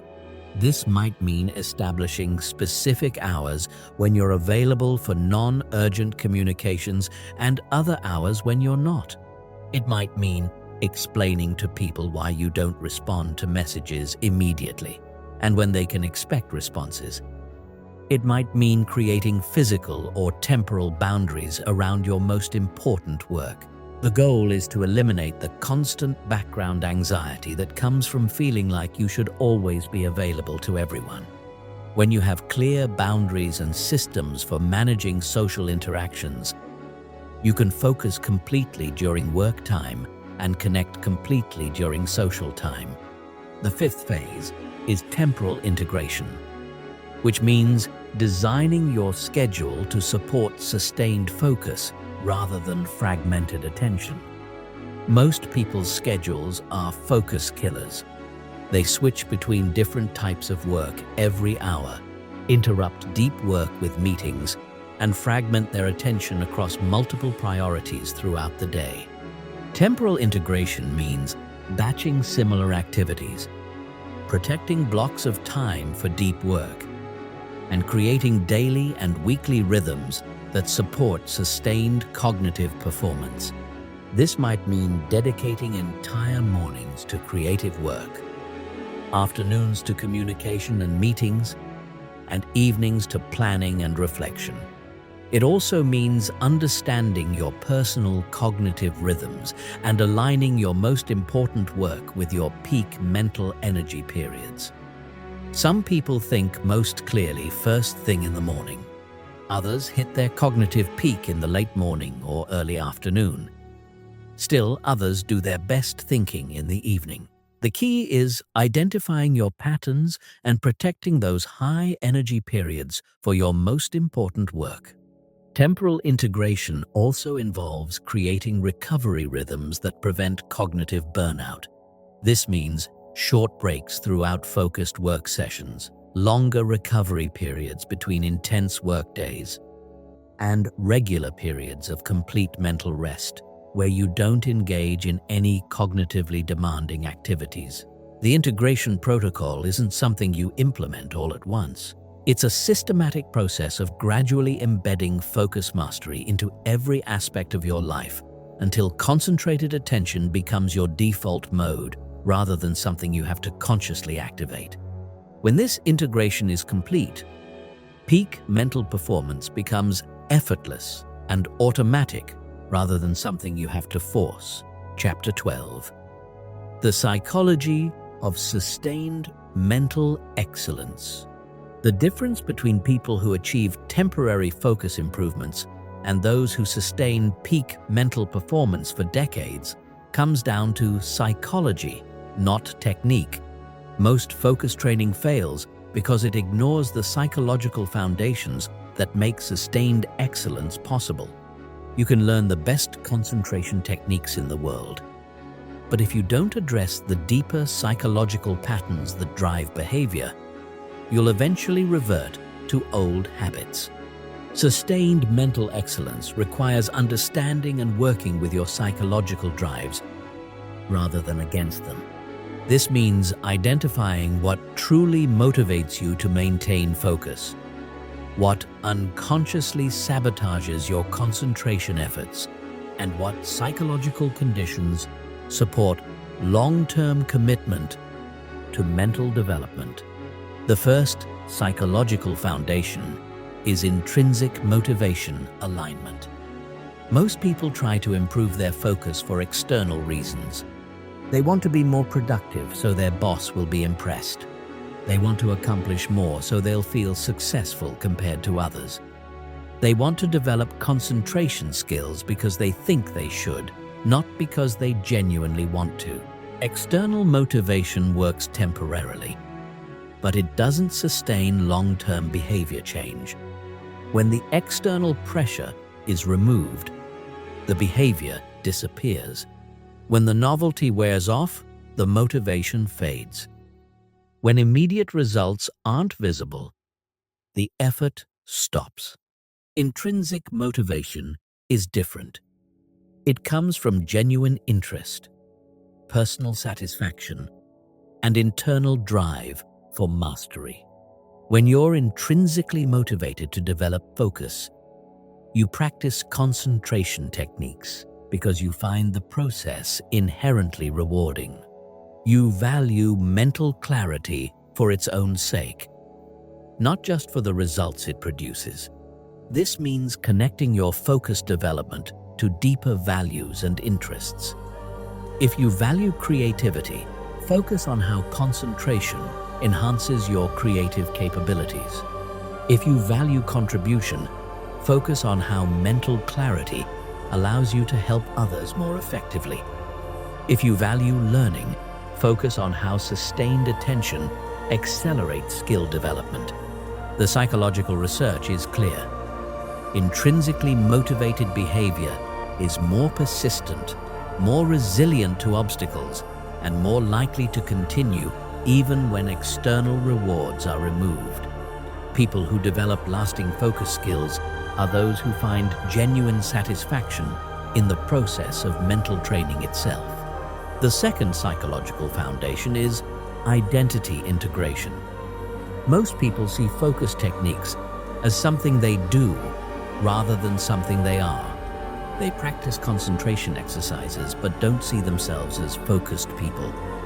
They use productivity systems but don't identify as highly productive individuals. This identity gap creates internal resistance to sustained change. Part of their self-concept is fighting against the new behaviors they're trying to develop. They're trying to act like a focused person while still thinking of themselves as someone who struggles with concentration. This internal conflict eventually wins, and they revert to behaviors that match their self-image. Identity integration means gradually shifting your self-concept to align with the mental capabilities you want to develop. Instead of saying, "I'm trying to get better at focusing," you start thinking, "I am someone who values and maintains mental clarity." Instead of, "I'm working on my concentration," you think, "I am a person who has developed strong cognitive control." This isn't positive thinking or self-deception. It's a deliberate process of updating your self-concept based on evidence from your changing behavior. Every time you choose focus over distraction, you're providing evidence that you are becoming a more focused person. Every time you maintain attention despite obstacles, you're proving to yourself that you have mental discipline. The identity shift happens gradually through consistent action, but it accelerates when you consciously acknowledge and integrate these new capabilities into your self-concept. You start to see yourself differently, and this new identity naturally supports behaviors that are consistent with who you now believe yourself to be. The third psychological foundation is cognitive flexibility about setbacks and obstacles. Most people have an all-or-nothing mentality about focus development. They expect linear progress and get discouraged when they have bad days or periods of scattered attention. They interpret temporary setbacks as evidence that they're not cut out for sustained focus, and they abandon their development efforts. This perfectionist mindset is psychologically devastating for long-term progress. Real focus development involves fluctuations, setbacks, and periods of apparent stagnation. Your brain is rewiring itself, and this process isn't always smooth or predictable. Some days your concentration will be excellent, others will be challenging, and many will be somewhere in between. Psychological resilience means expecting this variability and not interpreting temporary difficulties as permanent failures.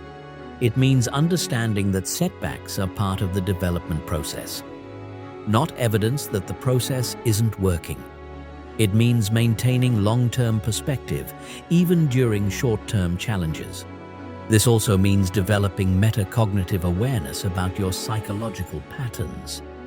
Most people have predictable triggers that cause their focus to deteriorate.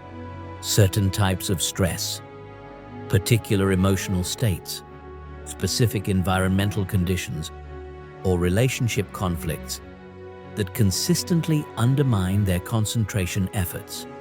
Instead of being surprised by these patterns every time they occur, you can learn to anticipate and prepare for them. You can develop specific strategies for maintaining focus during your most challenging psychological states. You can create support systems that help you navigate difficult periods without abandoning your mental development goals. The fourth psychological foundation is sustainable challenge calibration. Many people approach focus development with unsustainable intensity.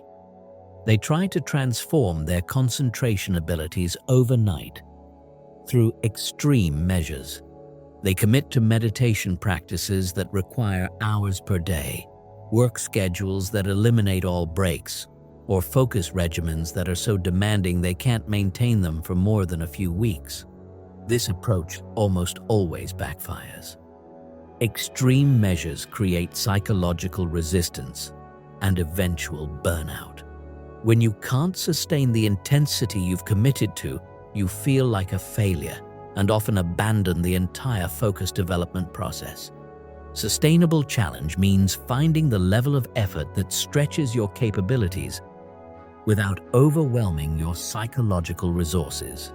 This is usually less intense than what motivation gurus recommend, but it's infinitely more effective because you can maintain it consistently over time. The goal is gradual, continuous improvement rather than dramatic transformation. Small improvements compounded over months and years produce much better results than intense efforts that burn out after a few weeks. This requires patience and long-term thinking, but it leads to genuine, lasting change in your mental capabilities.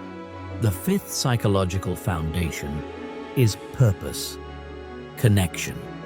Focused development can feel abstract and disconnected from what you really care about. When concentration techniques feel like another item on your to-do list rather than a means to accomplish what matters most to you, maintaining motivation becomes difficult. Purpose connection means clearly linking your focused development to outcomes and experiences that you genuinely value. How will better concentration help you be a better parent, partner, or friend?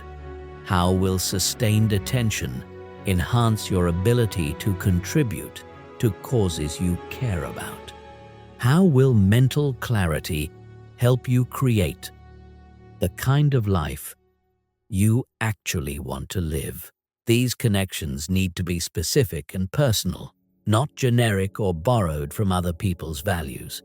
The purpose that motivates sustained effort is the purpose that comes from your own deep reflection about what you want your life to be about.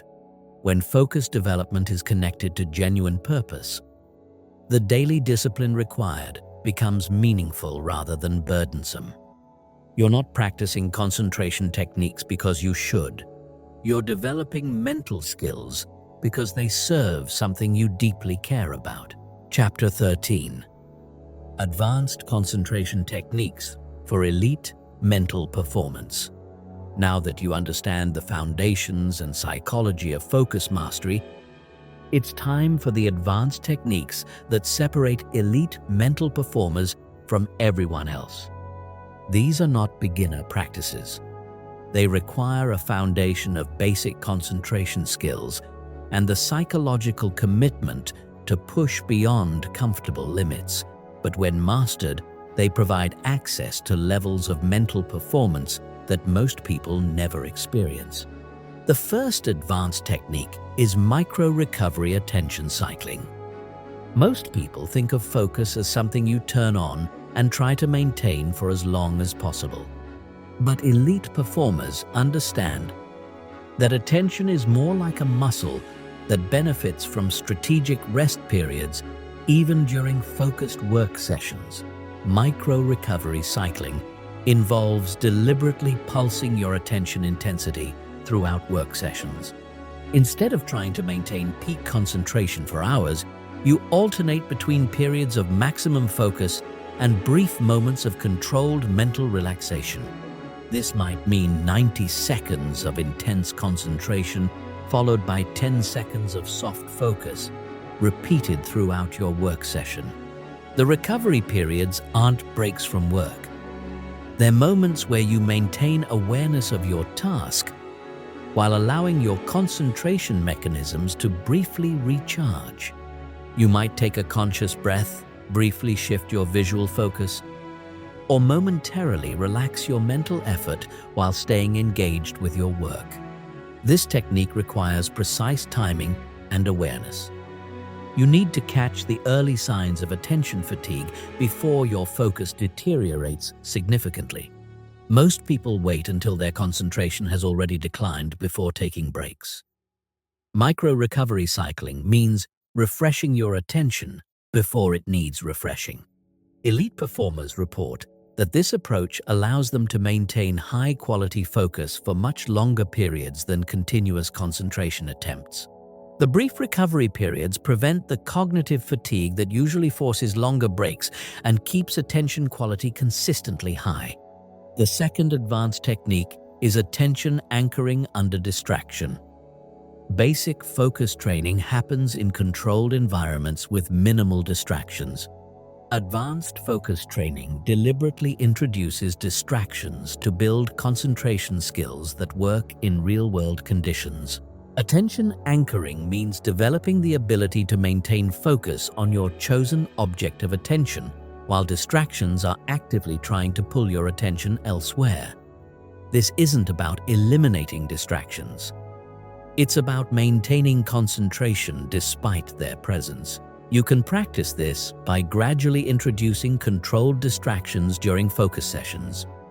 Start with subtle background sounds and work up to more challenging interruptions. Practice maintaining attention on your work while people are talking nearby, while notifications are going off, while multiple things are competing for your attention. The goal isn't to ignore distractions completely. It's to maintain primary attention on your chosen focus while having peripheral awareness of distracting stimuli without being hijacked by them. You acknowledge the distractions without allowing them to fragment your concentration. This skill is essential for real-world performance. Most of your important work won't happen in perfect conditions with no interruptions. Advanced concentration means being able to maintain focus quality even when external conditions are challenging. Elite performers often report that their ability to concentrate actually improves in moderately distracting environments because the challenge stimulates higher levels of attention. They've trained their focus skills to be resilient and adaptive rather than dependent on perfect conditions. The third advanced technique is cognitive load optimization. This involves understanding how different mental tasks consume cognitive resources and strategically managing your mental energy to maximize overall performance. Different types of thinking require different amounts of mental energy. Creative brainstorming is cognitively expensive, but doesn't require sustained concentration. Analytical problem solving requires intense focus, but uses different cognitive resources than creative work. Communication and social interaction consume mental energy, but in different ways than solitary analytical tasks. Cognitive load optimization means sequencing your daily activities to make optimal use of your available mental energy. This might mean doing your most cognitively demanding work when your mental energy is highest, batching similar types of tasks to minimize cognitive switching costs, and alternating between high energy and lower energy activities to maintain consistent performance throughout the day. It also means understanding how different environmental factors affect your cognitive load. Some sounds reduce your available mental energy for complex tasks. Certain visual environments require more cognitive processing power. Temperature, lighting, and air quality all affect how much mental energy you have available for focused work. Advanced practitioners become extremely sensitive to these factors and make real-time adjustments to optimize their cognitive performance. They might change locations when they need different types of thinking. They might adjust their environment when they notice their mental energy declining. They might switch tasks when they recognize that their current cognitive state isn't optimal for their intended work. The fourth advanced technique is flow state stacking. Instead of experiencing flow as isolated peak performance episodes, advanced practitioners learn to link multiple flow states together to create extended periods of exceptional mental performance. Flow state stacking requires understanding the conditions that help you exit flow gracefully and re-enter it quickly. Most people crash when they come out of flow states. They lose momentum and have difficulty accessing peak performance again. This happens because they don't manage the transition between flow and non-flow states strategically. Stacking involves creating buffer periods between flow sessions where you maintain elevated attention without the full intensity of flow. During these transition periods, you might do less demanding tasks that keep your mind engaged while allowing your peak performance systems to rest briefly. You also learn to prepare for re-entry into flow states by creating consistent rituals and environmental conditions that reliably trigger flow. This might include specific music, particular physical positions, certain breathing patterns, or mental preparation routines that signal to your brain that it's time to enter peak performance mode. Advanced practitioners report being able to maintain elevated performance for entire days by stacking multiple flow sessions with strategic transition periods. This allows them to accomplish extraordinary amounts of high-quality work while maintaining the sense of effortless engagement that characterizes flow states. The fifth advanced technique is attention granularity control. This involves developing the ability to adjust the scope and intensity of your attention with precision based on task requirements. Some work requires broad, diffuse attention that can notice patterns across wide fields of information. Other tasks require narrow, intense focus on specific details. Most people have one default attention style and try to use it for all types of work, which reduces their effectiveness on tasks that require different attention approaches. Attention granularity control means developing multiple attention styles and the ability to switch between them deliberately. You learn when to use broad scanning attention, when to use narrow analytical focus, when to use creative, divergent attention, and when to use systematic, sequential attention. This also includes developing the ability to adjust attention intensity based on task difficulty and importance. Routine tasks might require only moderate attention, while complex problem solving might require maximum concentration. Learning to calibrate your attention investment to match task requirements prevents both underperformance and unnecessary mental fatigue.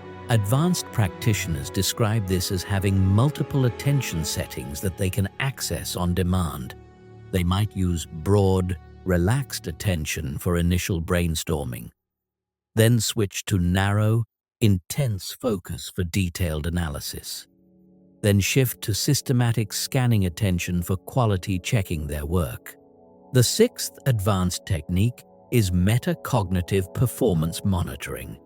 This involves developing real-time awareness of your cognitive performance and the ability to make immediate adjustments to optimize your mental effectiveness. Most people are unconscious of their cognitive performance until it has already declined significantly. They don't notice when their thinking becomes less clear, their focus starts to waver, or their decision-making becomes impaired. By the time they recognize these changes, they've already spent significant time working at reduced capacity. Metacognitive monitoring means developing the ability to track your cognitive performance continuously and recognize the early signs of declining effectiveness. You learn to notice when your attention starts to fragment, when your thinking becomes less precise, when your mental energy begins to decline. This awareness allows you to make proactive adjustments before your performance deteriorates. You might take a brief recovery break when you notice early signs of fatigue. You might change your working environment when you recognize that your current conditions aren't supporting optimal thinking. You might switch to different types of tasks when you notice that your current cognitive state isn't well suited for your intended work. Advanced practitioners develop the ability to maintain peak performance for extended periods by making continuous micro-adjustments based on real-time performance feedback. They become extremely sensitive to their cognitive state and skilled at maintaining optimal conditions for sustained mental excellence. Chapter 14. Maintaining peak focus in a world designed for distraction. The modern world is not neutral about your attention. It is actively, systematically, and ruthlessly engineered to fragment your focus and monetize your distraction. Every app on your phone, every website you visit, every digital platform you engage with has been designed by teams of behavioral scientists whose job is to capture and hold your attention for as long as possible. This isn't conspiracy theory. This is business model reality. The most profitable companies in the world make money by selling your attention to advertisers. The longer they can keep you scrolling, clicking, and engaging, the more money they make. Their success depends on your failure to maintain focus on what actually matters to you. Understanding this dynamic is crucial for maintaining peak focus in the modern environment.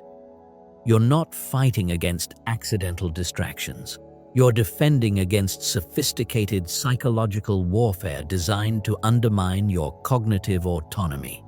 The companies that want your attention have unlimited resources, advanced technology, and detailed data about what captures your specific psychological triggers. But you have advantages they don't expect. You have awareness of their tactics. You have the ability to make conscious choices about how you use technology. You have strategies for protecting and directing your attention toward what serves your genuine interests, rather than their profit motives. The first defense strategy is attention sovereignty. This means taking complete ownership of how you allocate your cognitive resources instead of letting external forces make these decisions for you. Most people use technology reactively, responding to notifications, alerts, and prompts without conscious choice about whether these interruptions serve their priorities. Attention sovereignty means becoming proactive about technology use. You decide when to check messages rather than checking them whenever notifications appear. You choose when to consume information rather than being fed content based on algorithmic recommendations. You control when to be available for communication rather than being constantly accessible to everyone. This requires changing your relationship with technology from reactive to intentional.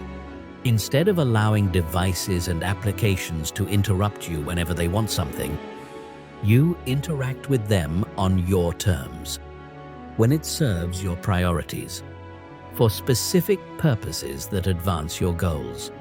Practical attention sovereignty means turning off all non-essential notifications, batching similar digital activities into specific time blocks, and creating substantial periods each day when you're completely disconnected from digital input. It means treating your devices as tools that serve your purposes rather than entertainment systems that consume your time. The second defense strategy is environmental architecture. This means designing your physical and digital environments to support focus rather than undermine it. Most people live and work in environments that make distraction easy and concentration difficult, then wonder why they struggle to maintain attention. Environmental architecture starts with creating designated spaces for focused work that are completely free from distracting stimuli. This might mean a specific room, desk, or even just a particular chair that you use only for important work. When you're in this space, your brain learns to associate the environment with focused attention. Your digital environment requires equally careful design.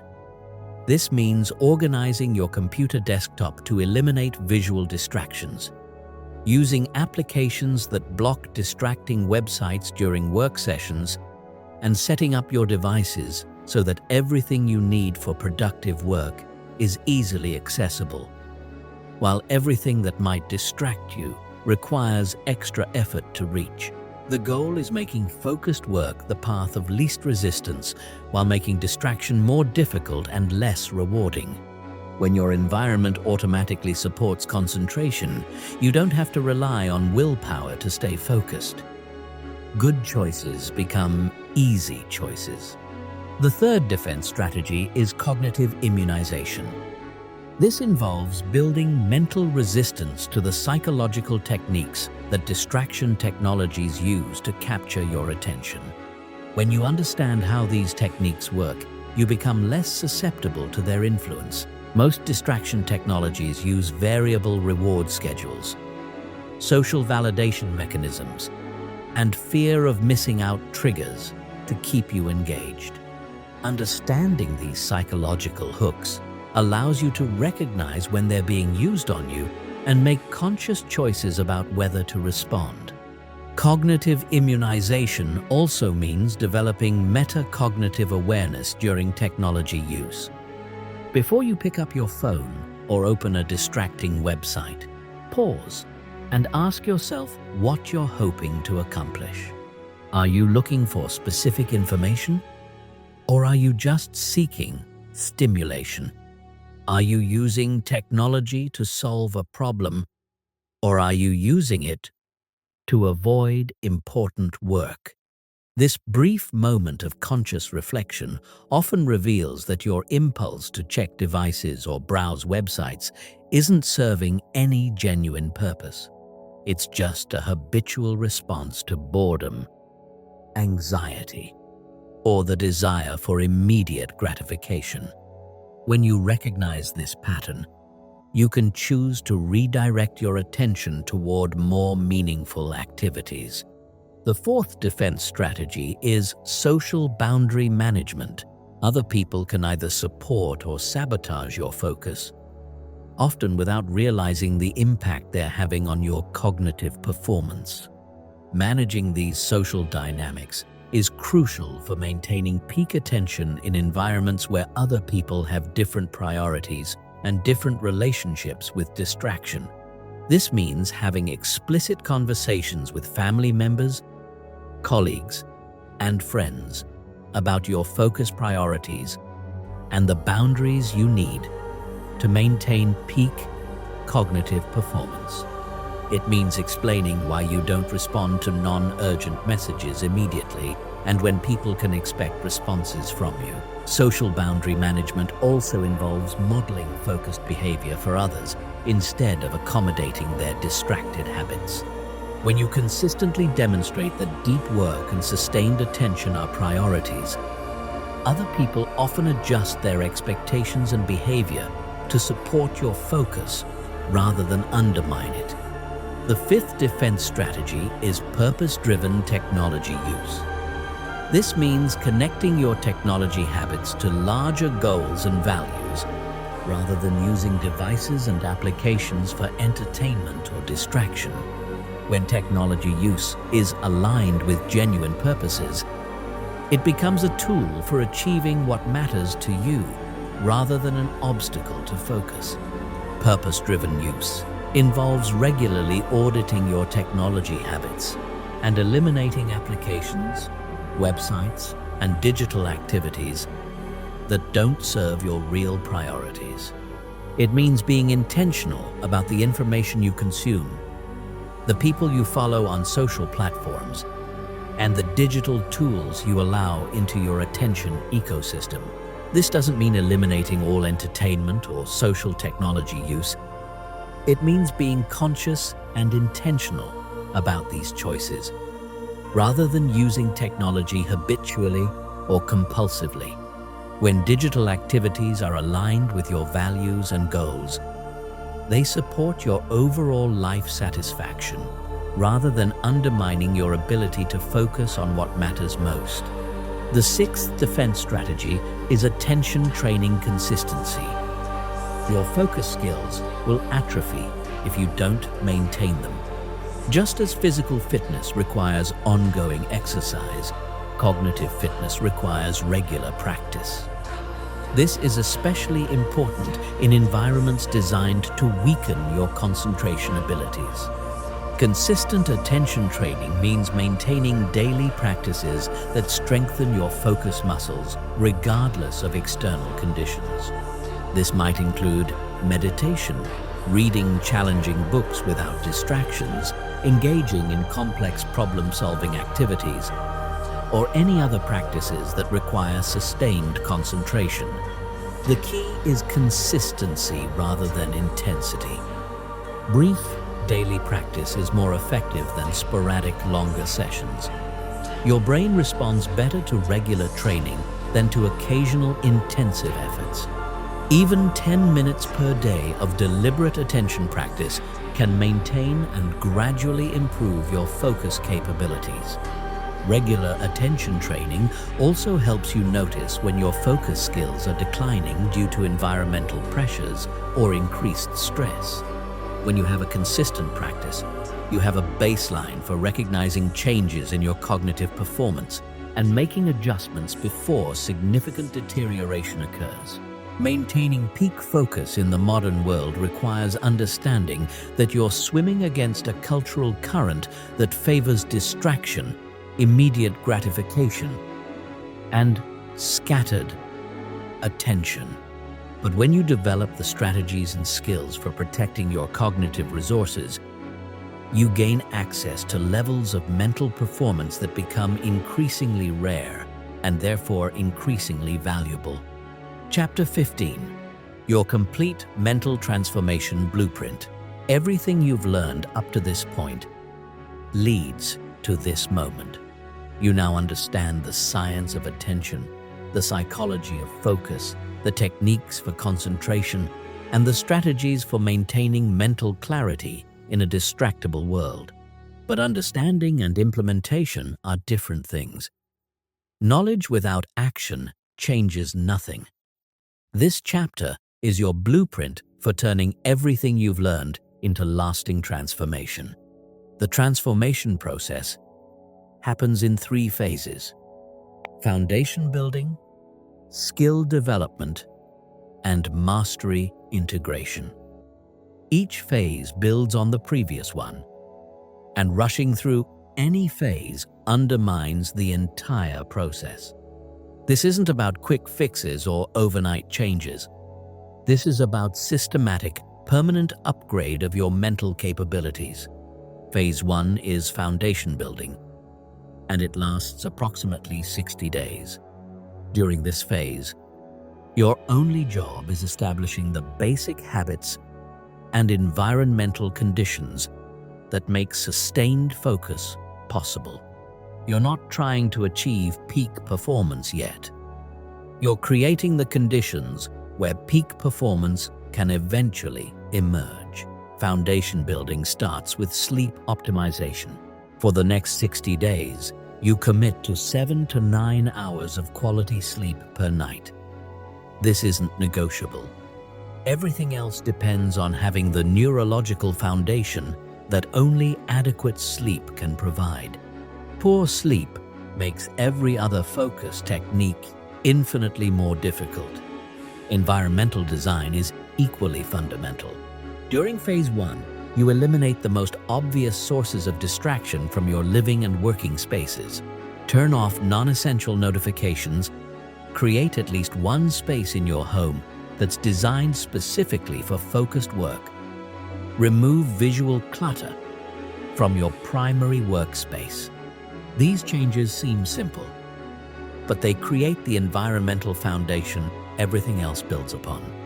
The third foundation building element is establishing a daily attention training practice. This doesn't need to be complicated or time-consuming. 5 to 10 minutes per day of focused attention meditation is sufficient. The goal isn't achieving perfect concentration. The goal is building the habit of daily cognitive training and developing basic awareness of your mental state. During phase 1, you also begin tracking your attention patterns without trying to change them dramatically. Notice when your focus is naturally strongest during the day.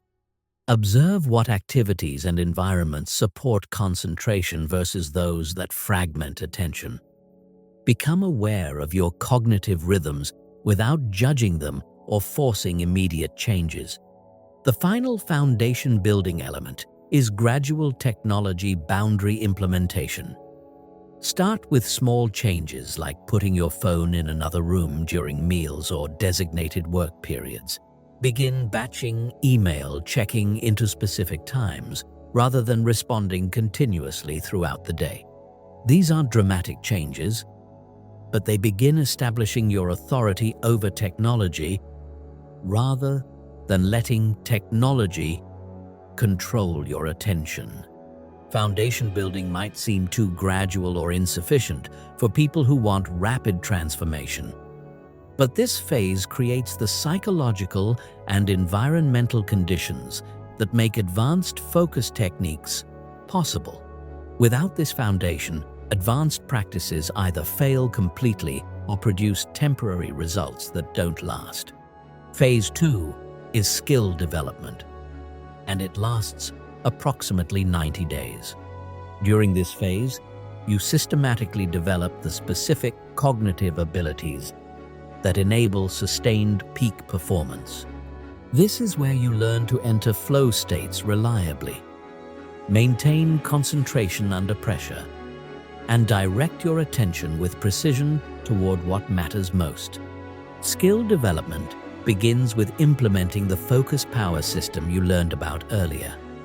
You start using attention architecture principles to optimize your environment for different types of mental work. You begin practicing cognitive control techniques that allow you to redirect your attention when it wanders. You experiment with flow state engineering to identify the conditions that reliably produce peak performance for you. During this phase, you also begin specializing your focus techniques for different types of work. You develop different attention approaches for creative tasks versus analytical work versus strategic thinking. You learn to calibrate your attention intensity based on task requirements rather than using the same unfocused approach for everything. Advanced distraction resistance techniques are introduced during phase 2. You practice maintaining concentration while gradually increasing the level of environmental distractions. You develop the ability to work effectively even when conditions aren't perfect. You build cognitive resilience that allows you to maintain focus quality despite obstacles and interruptions. Phase 2 also includes systematic stress-focus integration. You learn to maintain cognitive clarity during high-pressure situations rather than letting stress undermine your thinking. You practice using pressure as a performance enhancer rather than a performance inhibitor. You develop strategies for sustaining focus during adversity rather than only when everything is going well. The advanced concentration techniques from Chapter 13 are gradually introduced during Phase 2. You begin experimenting with micro-recovery attention cycling, attention anchoring under distraction, and flow state stacking. These techniques require the foundation established in Phase 1 and shouldn't be attempted earlier in the process. Phase 3 is mastery integration, which is ongoing for the rest of your life. During this phase, focused attention becomes your default mode rather than something you have to consciously activate. Peak cognitive performance becomes automatic rather than something you have to force. Mental clarity becomes as natural as breathing. Mastery integration means that focus skills become integrated into your identity rather than remaining external techniques you sometimes use. You no longer think of yourself as someone who's trying to develop better concentration. You are someone who naturally maintains sustained attention on what matters most. During this phase, you begin teaching focus principles to others, which deepens your own understanding and commitment. You become a model of what sustained attention looks like in practice. Your consistent demonstration of focused behavior influences the people around you and creates environments that support rather than undermine concentration. Advanced practitioners in Phase 3 develop the ability to maintain peak cognitive performance regardless of external conditions. They can focus deeply in chaotic environments. They can think strategically under extreme pressure. They can access flow states in suboptimal conditions. They become anti-fragile in their cognitive capabilities, getting stronger rather than weaker when faced with challenging mental conditions. Mastery integration also involves continuous refinement of your focus skills based on changing life circumstances and evolving challenges. The specific techniques you use may change over time, but your commitment to mental clarity and your ability to direct attention with precision become permanent characteristics. The transformation blueprint isn't just about individual focus improvement. It's about becoming the kind of person who creates value through sustained, high-quality thinking. When you can consistently direct your mental resources toward what matters most, you become capable of contributions that scattered, distracted people simply cannot make. This transformation changes everything. Your work quality improves dramatically because you can think more clearly and deeply about important problems. Your relationships improve because you can be fully present with people instead of being mentally scattered. Your learning accelerates because you can sustain attention on challenging material instead of giving up when things get difficult. Most importantly, you develop cognitive autonomy. Instead of having your attention controlled by external forces, you choose where to direct your mental energy. Instead of being reactive to distractions and interruptions, you become proactive about protecting and investing your cognitive resources. The choice is yours.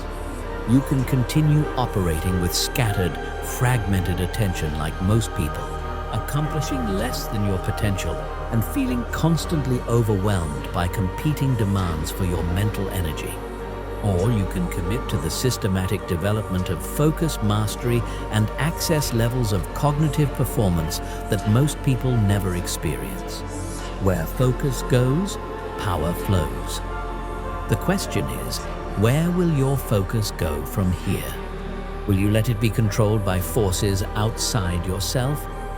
Or will you take complete ownership of your most valuable resource and direct it toward creating the life and impact you actually want? The techniques exist. The science is proven. The blueprint is complete. All that remains is your decision to begin, and your commitment to continue until focused attention becomes a